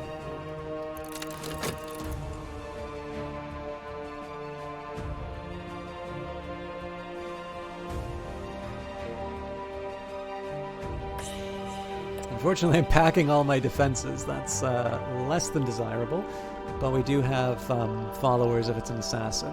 I don't have connections, though, if it's anything else. It looks like I've got a bunch of good stuff that would get taken, so I want to be very mindful.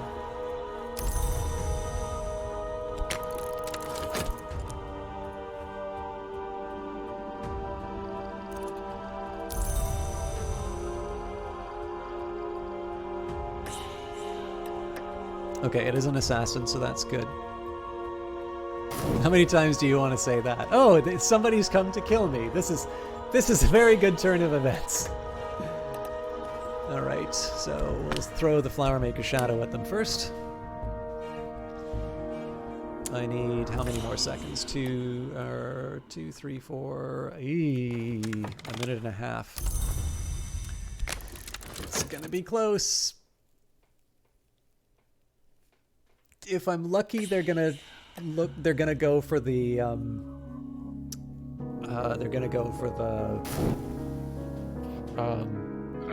why can't I think?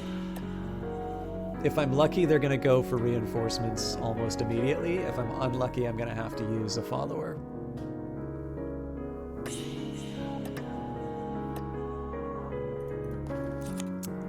The place is sweet with the Flower Maker's scents. The airs have bewildered my pursuer long enough for me to slip away. Hey, and we got another Flower Maker's Shadow. Fortune smiles. See, all you people complaining about RNG. I don't have RNG problems. I don't know why everybody's complaining. Clearly, my experience is the only thing that matters. Alright. Again, moving against me. Again, we'll use the Flower Maker's Shadow. Yeah, the RNG is specifically... The game is specifically searching for an instance of OBS to make the game seem much more appealing than it really is. I don't think that's ever actually happened. I 100% believe that this is something that will happen in the future, though.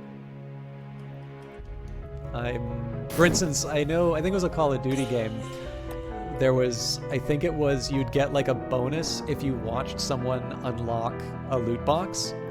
And I specifically know why they gave you that bonus, because it's almost certain that whoever you were watching was given a weighting towards a really desirable item, which of course makes the perceived value of the loot box go up, which means you're more likely to wind up buying them. And so, in one sense, you're choosing to watch it, right? You're getting a bonus from, watching that thing happen. But I will admit, that's the kind of thing that I'm less fond of.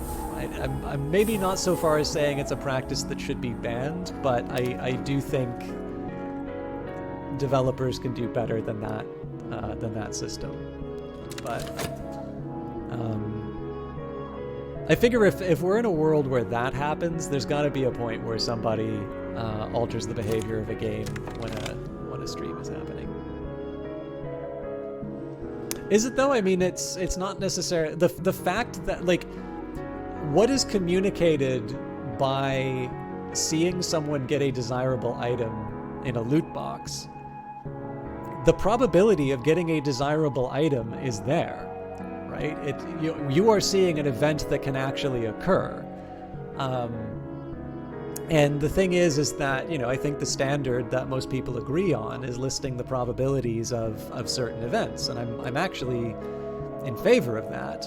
But the fact of the matter is we have to admit that people don't look at that. And people, even when they know that, are usually very bad at being able to understand what those probabilities are. So when you say it's misleading, it's hard to say that it is, because it's possible that you will get a really desirable item.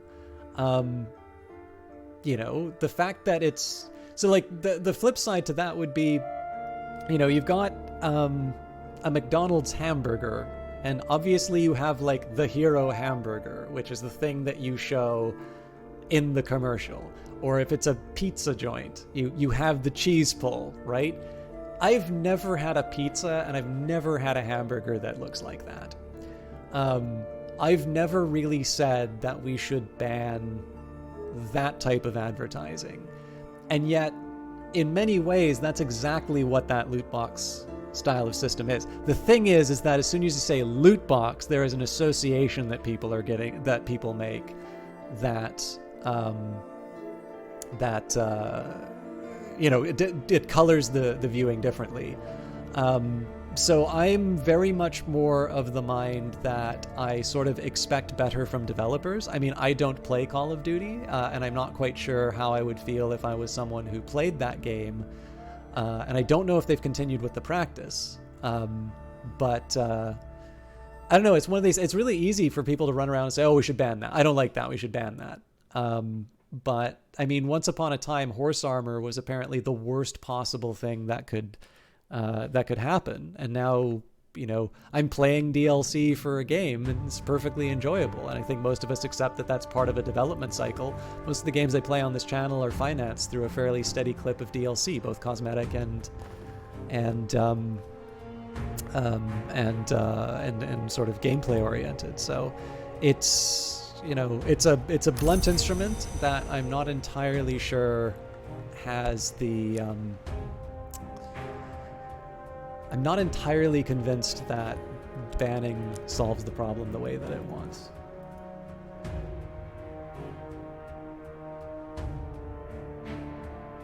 I mean, I'm not entirely sure what you've said there.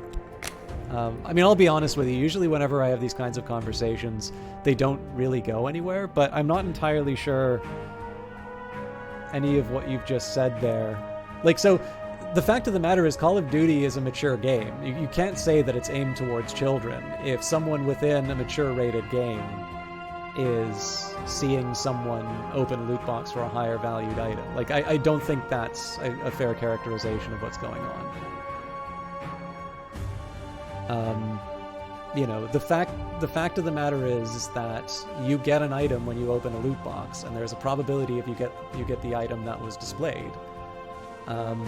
And so, you know, I don't really think the comparisons you're making are really fair ones. All right, so I can make a connection, attempt to contact with someone somewhere, or sniff out possibility. Okay, so reconnoiter doesn't accomplish any. Okay, I get it. It's because it's a location, but it doesn't actually mean anything. So if I run, I should run somewhere I have an old friend, or at least an old acquaintance. The wilds are dangerous. You will receive a... What? Well, like I said, it's a last resort.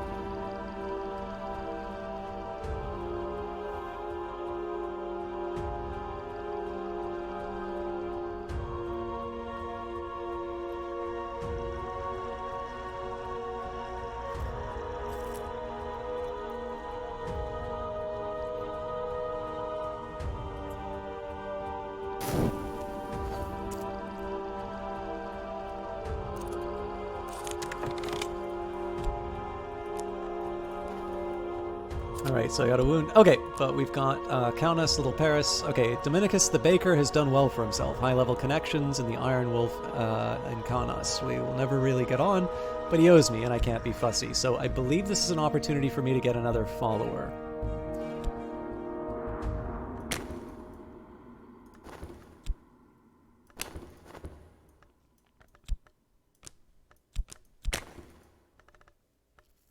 So... I have not enjoyed my time in the wilderness, and I'm going to try to avoid having that happen at all costs. But I learned something.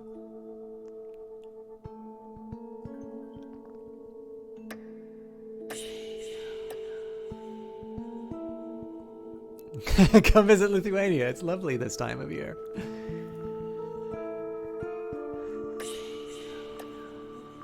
I'm definitely learning a lot more. This is the other, it's like, it's not a, you know, Weather Factory dishonestly displayed the fact that I wanted a video game and I'm learning geography instead.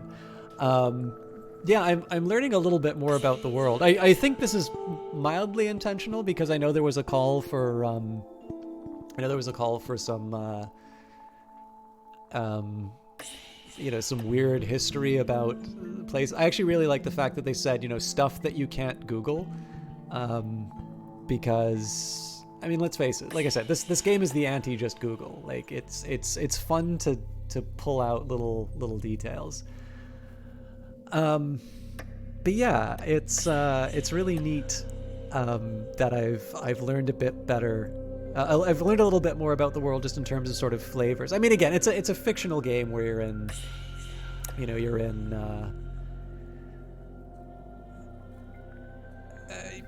a world where like magic and the occult are real. So you can steal you can steal life from people. So like I have to take it with a grain of salt, but it's just kind of neat to see all these different locations. When I was trying out, there's a method of memorization where sort of you have like a staggered shoebox, and like if you successfully memorize something, you keep moving it later and later, which means you'll be reviewing it in longer periods of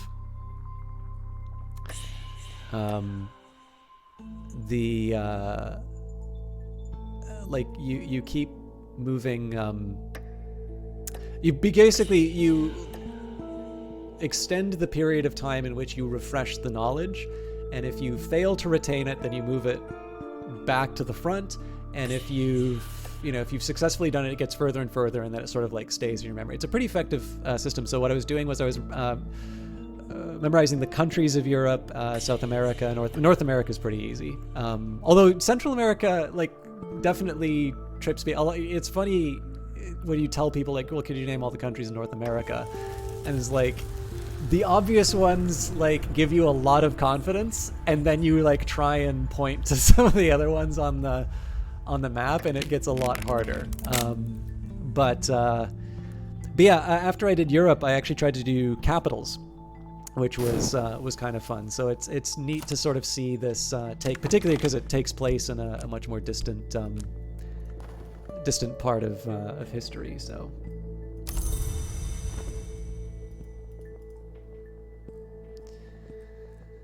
So Dominicus the Baker. Dominicus has a ready smile and an unfortunate habit of picking his teeth, so this is a winter follower for me. If I had more expeditions I would be going on, this would be particularly good, but I do have a small problem in that I've got these followers, but they're not doing as much for me. Anyways, let's have a meeting. I'm probably going to need to wrap up. I'm about 15 minutes past the time I needed to finish, and I wanted to be a little more strict with my bedtime, just so that I can heal. But I think what I'll do is I'll set the pieces in motion for the start of the next playthrough, and then we can come to the next leg of our journey with a fresh slate. Dominicus serves me spiced honey cakes with kvass and chats amiably about a rival who's got a hold of a seasoning Dominicus needs. He hopes that it won't be too much trouble for me to help him acquire it, and then, of course, he will be free to help me in turn. So, happily, Lithuania has fallen to Poland, and the peace is desperately fragile, but it is the capital now. They call it Little Paris, and the lamplight glows in cafes and the dance halls. But there is a new president now, and the Association of the Iron Wolf begins to tighten its jaws. So, send direct messages from Canis. If I run, I should run somewhere I have an old friend, or at least an old acquaintance. And Scarius T. The authorities maintain a clandestine department dedicated to tetragenic phenomena. Once we found its location, we'll have to breach its walls and weather the ghastly influences radiating from its heart. Which makes me think that we're probably going to need... my guess here is we're going to need Nock and Winter. The shameful thing is I've actually done this before. But do I want to add Dominicus right away? Why not? I'm going to have to close him down. Oh, Sunny Sun, great to see you. I should warn you, I'm getting really close. Okay, let's do the caper. But yeah, I was pretty much getting ready to wrap up. But because it's you that came in, we'll do the caper on the stream, and then we'll pass it off to another one. Get in, get the goods, get out. I don't think it's ever been that simple.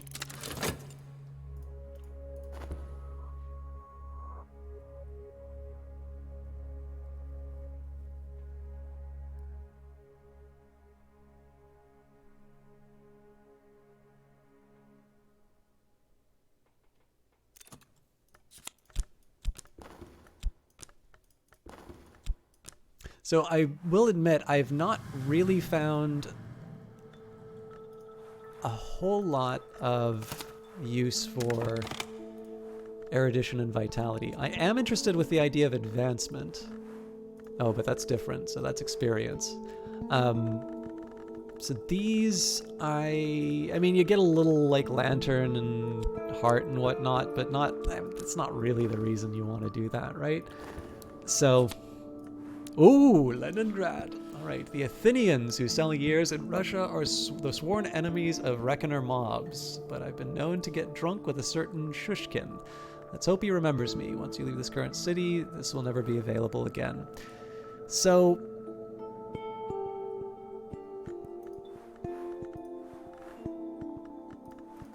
here's the interesting question.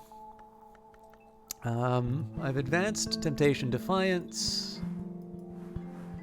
sent a message to a foe revealing my whereabouts, consecrated Lionsmith, defeated a Reckoner, provided with a trophy. So, in theory, I might actually be able to get away with fomenting another revolution in Leningrad. But it may not actually wind up advancing Defiance after all. I think this is worth the trip.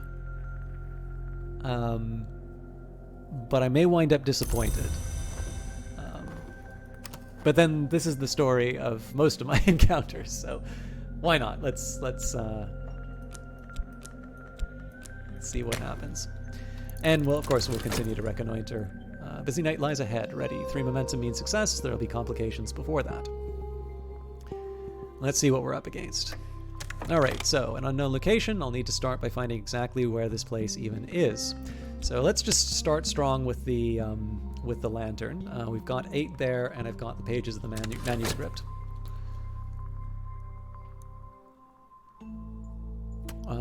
With the pages, I suppose... Yeah, that'll take me up to 16. So if we can do a full lantern run, I'm okay. I don't think it will be a full lantern run. I'm almost certain I'm going to have to deal with some winter. Probably my wound will help out with the winter there. But we'll take it as it goes. I really like this is the first Russian location that I've seen. I really like this art.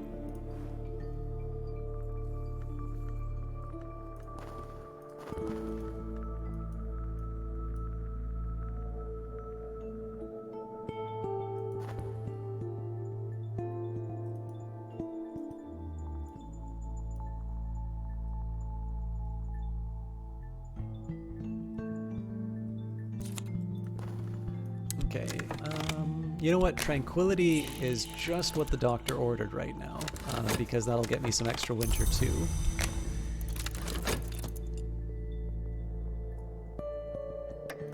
Okay, so we're packing 6 winter, 8 lantern right now. What now? Guarded compound, walls, towers, and watchers. So 6 knock, 6 moth, or 6 forge.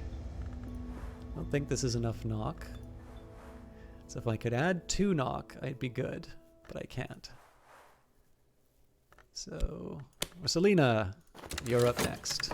This is, of course, going to have some consequences for This is going to have some consequences for the subtlety, but we will probably be on our way to Leningrad by the time that happens. Oh no, actually, you know what? I'm going to need to wait for Dominicus to cool down, so that might have some consequences, but I will be honest, I don't actually see a better way around it. I've got wounds, but I don't have enough wounds to overcome the challenge. Alright, not doing connections with the Holy Man at the moment. I don't quite see the point of I mean, okay, so we clearly learned that with revolutionaries in a troubled, or radicals in a troubled city, that can have some really nice benefits. I actually really like the fact that as part of my exile, I'm spreading revolution across the world. But I need to. I do want to try and win. It would be illegal if enough people knew it existed. Okay.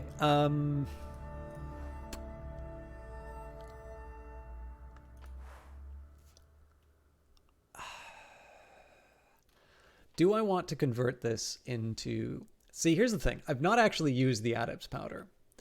So this is one of the rare cases where I actually think it's better to keep cash than the Adept's Powder.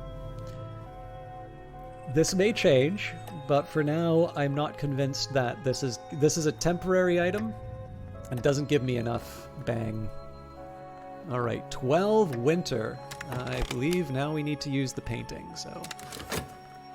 Tranquility would have been nice, but I would only have 10 there. So this is what we were talking about a little bit earlier, right? You've got a hard start where you don't have a lot of possessions, but right now... Oh, there's that trace. Right now it's a little bit more straightforward because we have the tools for the job. We're definitely not in... Like, it's not a piece of cake. I'm still worried about things like traces and reckoners and whatnot. I'm particularly worried about possessions being taken from me. But I really think that in this particular situation, my good fortune or my appropriate decisions earlier on, depending on how much you want to attribute success in this game to RNG, is this has generally allowed me to do better. Here comes the reckoner. I'm not having the kinds of troubles that I used to in terms of the different events. So Ursulina and Maria are indisposed. Dominicus is famished. Now we've got maggot spice, so this is a 12 strength. The seasoning Dominicus wanted, a pot of nasty looking larval remnants. The pot is icy cold to the touch. So, the thing is that this is probably temporary, and so I prefer to keep Dominicus. But again, I need to keep the reckoner at bay for 2 minutes, which is not easy. There is the possibility that I can start going to Leningrad because we have a lot of possessions. But what I think I'm going to do first is I'm going to try and kill them. Following that, we'll start the trip. I want to try and get a little bit of a cooldown on Dominicus. The other thing that's interesting, of course, is now that we're heading into the USSR, I think there is the possibility that we might wind up into some locations where there's the cold. And at that point, I might want to make a decision as to whether or not it's time to confront my foe. I'm not in a perfect scenario for it. There's definitely a side of me that would like to try and bring this up to Temptation 7, but it's all about weighing the risks, right? Like, how much longer am I really going to be able to keep exhausting locations? Okay, we have a minute. See, the challenge here is that I might pack the maggot spice, though, so I actually really do need to go the whole distance on this. It sucks, but I can't risk not being able to give Dominicus their goodies. On the other hand, though, like, what was my other option? Well, actually, you know what? With 12 winter, I could have done Abydos Unveiled and Tranquility, so I did have a way of doing that without bringing Dominicus in, but I suppose I couldn't have known that at the time.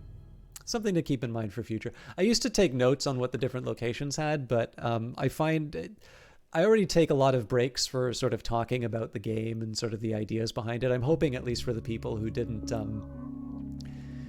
quite know what was going on, that I was at least able to communicate a bit of the flavor of the game. There is a certain point where it becomes a little too indulgent. There's a tingling sensation on the back of my neck. Someone is looking for me. So that's a little lucky. That'll give me some time to turn something in. Ooh, the Wolf-Divided Shadow, the scent which is neither tar nor blood nor ozone. The Wolf-Divided's rage boils beneath the air. So I can just reserve, but still good. You cannot pet this dog.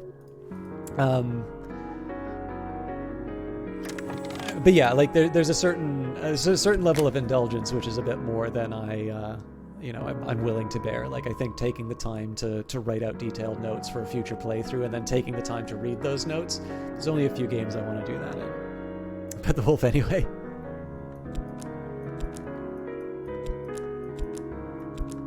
That's the closest I can get. My honey cake is still still far short of its full potential. So there goes the seasoning. It's been a while since I've done this, so if I really want to annoy people,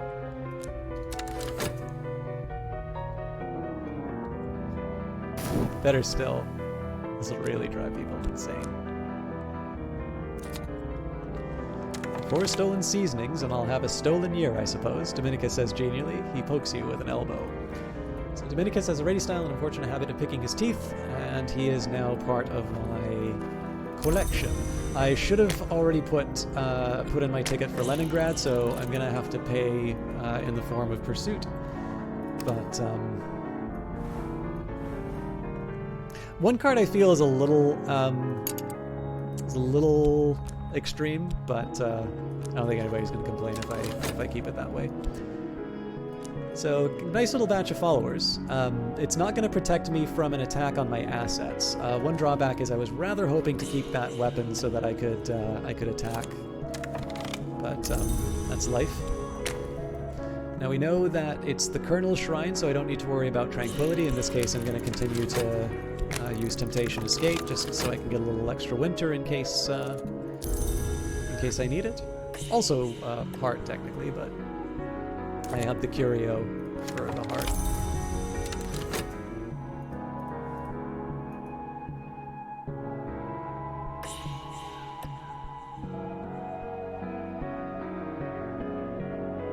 So suppose in a desperate... Oh, damn it. Okay, first things first. It's an edge technique to attack my pursuer. This will destroy all obscurity. I'm going to do this a specific way. I'm not going to employ techniques. I'm actually going to go just straight for the face. One thing I did do, though, is I potentially closed myself off from the connection to an official connection, so there might be consequences for that. Reinforcements. The Reichner operative has evidence that I'm here, but they haven't moved against me. This can only mean that they've sent for their superior. When there are 3 traces on the board, the underboss can appear. Okay, so that bought me a little bit of time. But it does mean that I've put the cooldown on my blade for really no reason. This one is better or luckier than I'd expected. I've done them no harm. That's a shame, but freezing winds. Okay, this would be good for the foe. Thing is, we don't know about the Wolf Divided's shadow. In fact, I rather suspect the Wolf Divided shadow is something that they welcome. Alright, this is going to be particularly grim. I've got 40 seconds of collection, but I've got 30 seconds for the...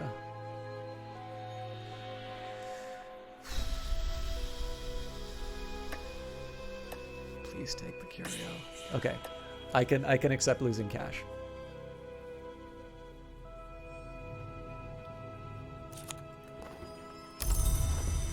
Let me just double check. Yeah, it's all connections, so I can lose. So here's the way I see this trade-off. I can lose a year, or I can lose cash. I can use a year to generate up to 5 cash in certain circumstances. So it's not my favorite loss, but it's better than the other things that would have happened. So I think that's a reasonable. If I'm gonna have to lose something, losing the cash would be the best. So I know the signs of minor record in our lord has entered the city. My foe can't be too far behind. Farewell, and we're on our way to Leningrad. Shushkin, the Athenian, does indeed remember me. I'll buy you a prodigious funeral, he tells me delightedly. I have a plot picked out for you by the Tikvin. It's a little small, but I don't imagine your friends will leave much of you. No, I insist. It's the least I can do. Plagas, how you doing? I have to come. So Sunny Sun just came in, and I said I was extending it. We have just moved to Leningrad, and I am half an hour past. Now this was unexpected. Underworld connection. So I was thinking we might have connections with radicals. I suppose in the worst case scenario, I could. Well, okay, we'll get ourselves set up. So that somebody else made you want to extend. Don't worry about me. Well, Plagas, normally I would be extending myself, but actually to answer your question, I've not been feeling great. I really wanted to get a cast in today. I wanted to be a bit more disciplined with the ending time because I have been feeling sick. And I think it's not a bad idea that I try and take a little bit better care of myself. But yeah, I mean, at the moment, there's always the balance, right? You want to try and do a good show for people if you can. Obviously, if people show up, especially people who I'm, familiar with, I want to be able to. I really want to be able to, say, yeah, you know what, it's because it's you, I'm doing some extra time. But every time I do that, I know there's a consequence. There's something that I give up somewhere else. So it's the consequence. A little bit my poison. It's partly it's the talking. It's also partly because I've been trying to sip the coffee, but it doesn't always happen. So I'm glad you're looking to be a bit firmer about the solid end, and I hope you feel better. So yeah, thank you. But yeah, it's it's definitely nothing personal, and I hate disappointing people, but I also know at some point I just become readily apparent to me that I'm not going to appeal to everyone. I'm not going to make everyone happy, and it's better that I acknowledge that. So if I run, I should run somewhere I have an old friend or at least an old acquaintance. So send the discreet message from Leningrad. Here's what we're going to do, though. So this was really interesting. We've seemed to have unlocked sort of a new path with these. I'm still not entirely sure what's going on with the pentiment. But we did get another pentiment from an encounter with someone who we now know as a knocklong. We've advanced our Temptation Defiance. Unfortunately, we picked the Lionsmith over the Colonel. If I had picked the Colonel over the Lionsmith, I would have actually been able to advance that by 2 by now. So we would have been up to 4, I believe. 5. Impressive. Yeah, man, that would have just been 2. So this is the really hard part, right? Because given that we're in the USSR, the fact that we have a weakness cold, this would definitely be a time for me to choose my moment to make my stand, and yet I feel like there's so much more that I can do. So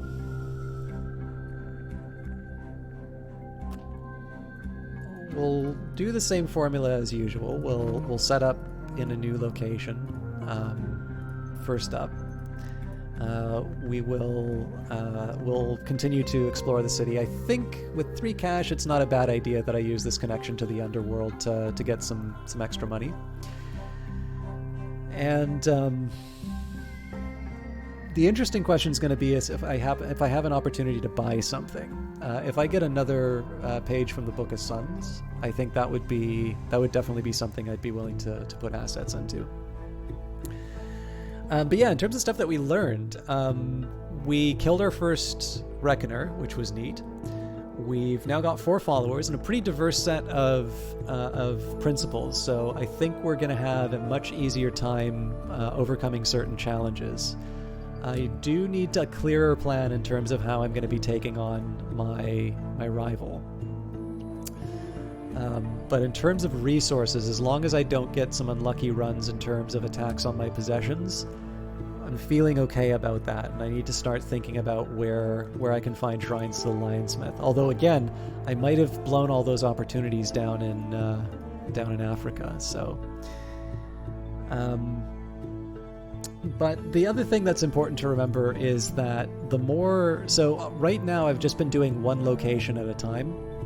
And so I have a feeling that there's sort of going to be single opportunities that emerge at each step, and I can sort of make decisions on their own. The biggest decision I'm going to need to make is if there is sort of an end of the world location that appears, like especially if it appears straight after Leningrad, that's going to have to really be the point where I decide, do I want to do Temptation Defiance and say, you know what, I actually have to do the fight now because this is my best opportunity to take down my opponent, or do I say, I know I'm throwing away a good opportunity to use the weakness cold, but I really want to see what happens when I get the 7 aspect. And that definitely seems like a decision that I want to make when I have a clearer head. So, but this was fun. I love that. So this plays pretty fast. I love that I'm seeing lots of new stuff each time I play this, and I'm definitely learning there's a lot of secrets in this thing that are easy to overlook the first time. I actually really like that all of the new cities kind of introduce you to new concepts, because I'm pretty conservative in how I play, and it's really clear that I've been missing some opportunities just by not looking into them. So like if I knew I could start revolutions with radicals in cities, I would have done that a lot more.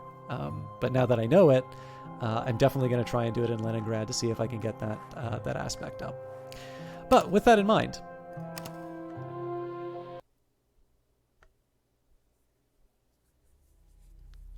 this has been Cultist Simulator. I didn't do who was responsible, so we'll go to the end. I'm gonna have to email them about this because it looks like this has been embiggened. But design, writing, and coding by Alexis Kennedy. Production, marketing, biz by Lottie Bevan.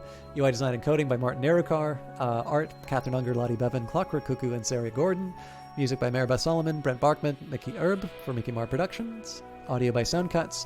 Additional coding by Chris Payne, Fraser McCormick, Mark Gagne, Hannah Rose, Hannah Rose. Additional writing by Lottie Bevan. Additional design by Calvin Porter. Additional marketing and PR by Claire Sharkey. I don't know, is Kaylee Cake still in the channel? I know this storm knocked out her power, and I suspect there are probably better things that she could be doing right now. My apologies, of course, to the Chinese localization, Russian localization, and even to a certain extent the special thanks. Because the special thanks, these are a lot of people who did some testing and whatnot. The fact of the matter is a lot of these names are ones that I can't pronounce, but I will mention for the special thanks, the original names that were in here were Sonia and PK. These are family members, Matt Hosty and Haley Urias. I had the pleasure of meeting Haley in Montreal, and I got a very encouraging fact. Haley is the one who, in addition to Lottie, gets the credit for being really encouraging on that. Actually, this is one thing I'll do. If you guys haven't seen it, sorry to make this a long goodbye, but I got some really, really kind feedback from people in the Discord on this article. But it's also, I've been made aware that if you weren't looking at my Twitter when I announced it, or if you weren't looking at the Discord at the time it came up, then you don't know about it. So I should get a little bit better at sharing it. So whenever I want to learn a new concept, usually this is for data analysis and whatnot, it's fun to try and have a project that I think is an appropriate application for the subject. So I wanted to learn a little bit about network analysis, and I thought it'd be really interesting to do a network analysis of all of the cards of Cultist Simulator. So if you haven't read this, this is a blog that I keep. This is a specific article, although I'd love it if you want, you can also just go to systemchalk.ca.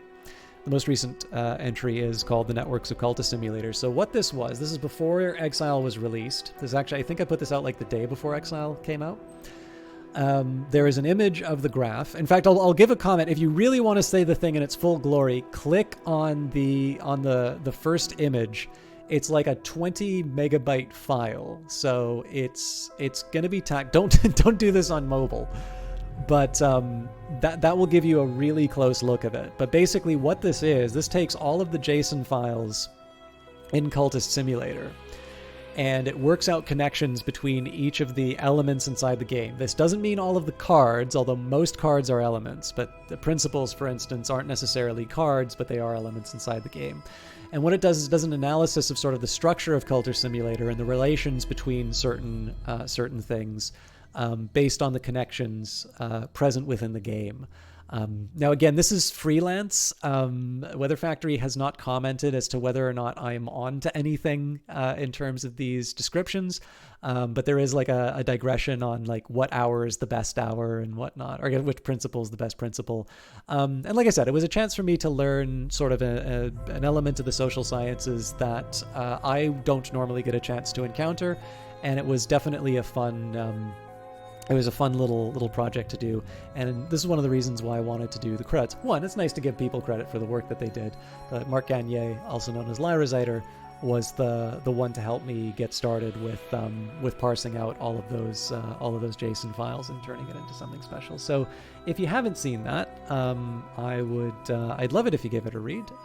If you have any feedback, hopefully constructive if you didn't care for it. But everything can't be storms of applause. I'm getting that, right? I'll say something that I think is an honest statement of the game, and I'll hear it's pontificating. But then people will say, you know what, this really relate. Actually, there's another comment that I really like from YouTube. Somebody says, I really relate to this because of Tool lyrics, and it's like, I have heard Tool. I'm not like a massive fan. I don't dislike the music, but I know what the songs are talking about. And while I don't immediately think of that when it comes to the game, this is a way that somebody's been able to relate to Cultist Simulator on another level. I think this is the thing that keeps bringing me back to this game, is the fact that each individual is going to bring something of themselves to the game, and as a result, they're going to be able to make it their own, and they're going to be able to talk about it. It's why I really bristle at some of the wiki stuff, or when people say, it must be this, because I think some of the beauty of this game is its open-endedness, and how it's very approachable to a bunch of different people. So with that in mind, that network article is something that I'm pretty happy with what I got out of it, and it seems that fans of the game found it a worthwhile use of the time. I'm not entirely sure I agree with WordPress's assessment of the time it takes to read, but then people read at different speeds. So one way or the other, if you do check it out, I hope it's worth your time. On a final note, let's see who is streaming tonight. There are a lot of good people streaming right now, but there is a very dear friend of the stream called The Eyes of Sin, and I didn't get a chance to see her tonight, but she's the one who did these really lovely emotes. And Ether Dragon says, a huge part of the game that is an essential conversation between the writer and the reader. The truth is in each individual's interpretation of the written content. Yes, I actually know a couple of things that I'm not going to share that will say this is very, very true. But this is the nice thing about being able to have a chat over some very good Polish food. You get to hear a couple of secrets, but those are secrets for a reason. Yes, Plagus, and we had Totally Not Valken in here as well. Anyways, The Eyes of Sin moderates for Elegy. Elegy is doing Paper Mario right now, so I don't normally do... You don't need to do the raid message if you don't want. I don't know Elegy all that well, but he is a professional broadcaster. He actually used to do the free games for Twitch Prime. He used to be one of the broadcasters that would sort of promote them on the Twitch page. Definitely someone who it means a lot to Eyes of Sin, and Eyes of Sin definitely means a lot to the channel. So I think she's a great one. Hey, Johnny Big Time! I forgot that you were stopping by. I hope you had a good time. I know this is not... Guys, actually, sorry, let me just take a second here. Johnny Big Time is like one of my favorite casters on Twitch. I showed him some Total War Warhammer videos, and I think I might finally have turned him into a strategy player. Although, he and I are due for a game of Worms and a game of Chaos Reborn. But please check out his channel. I'm really pushing the limits of people's patience in terms of ending this tonight. But please do give that man a follow. Just because it's a short shout out doesn't mean that it's one that I think is worth any less than Uncle Cranky or Kaylee Cakes.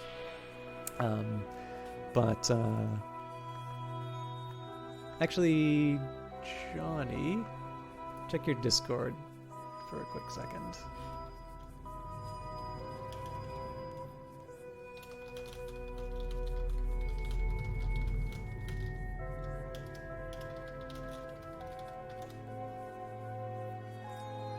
Fun reference to I can tell you guys what this is. So I'm 90% sure, but this Matt Hosty individual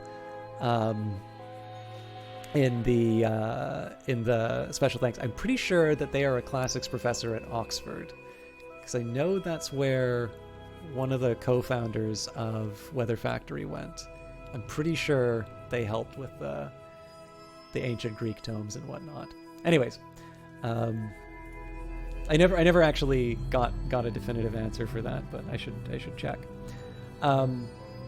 Anyways, guys, I don't know Elegy too well, but like I said, he is definitely somebody who's been very supportive of the Eyes of Sin, and actually I think is a pretty good caster. There's somebody who does it professionally and definitely keeps the action going. They don't pause the game and talk forever like I do.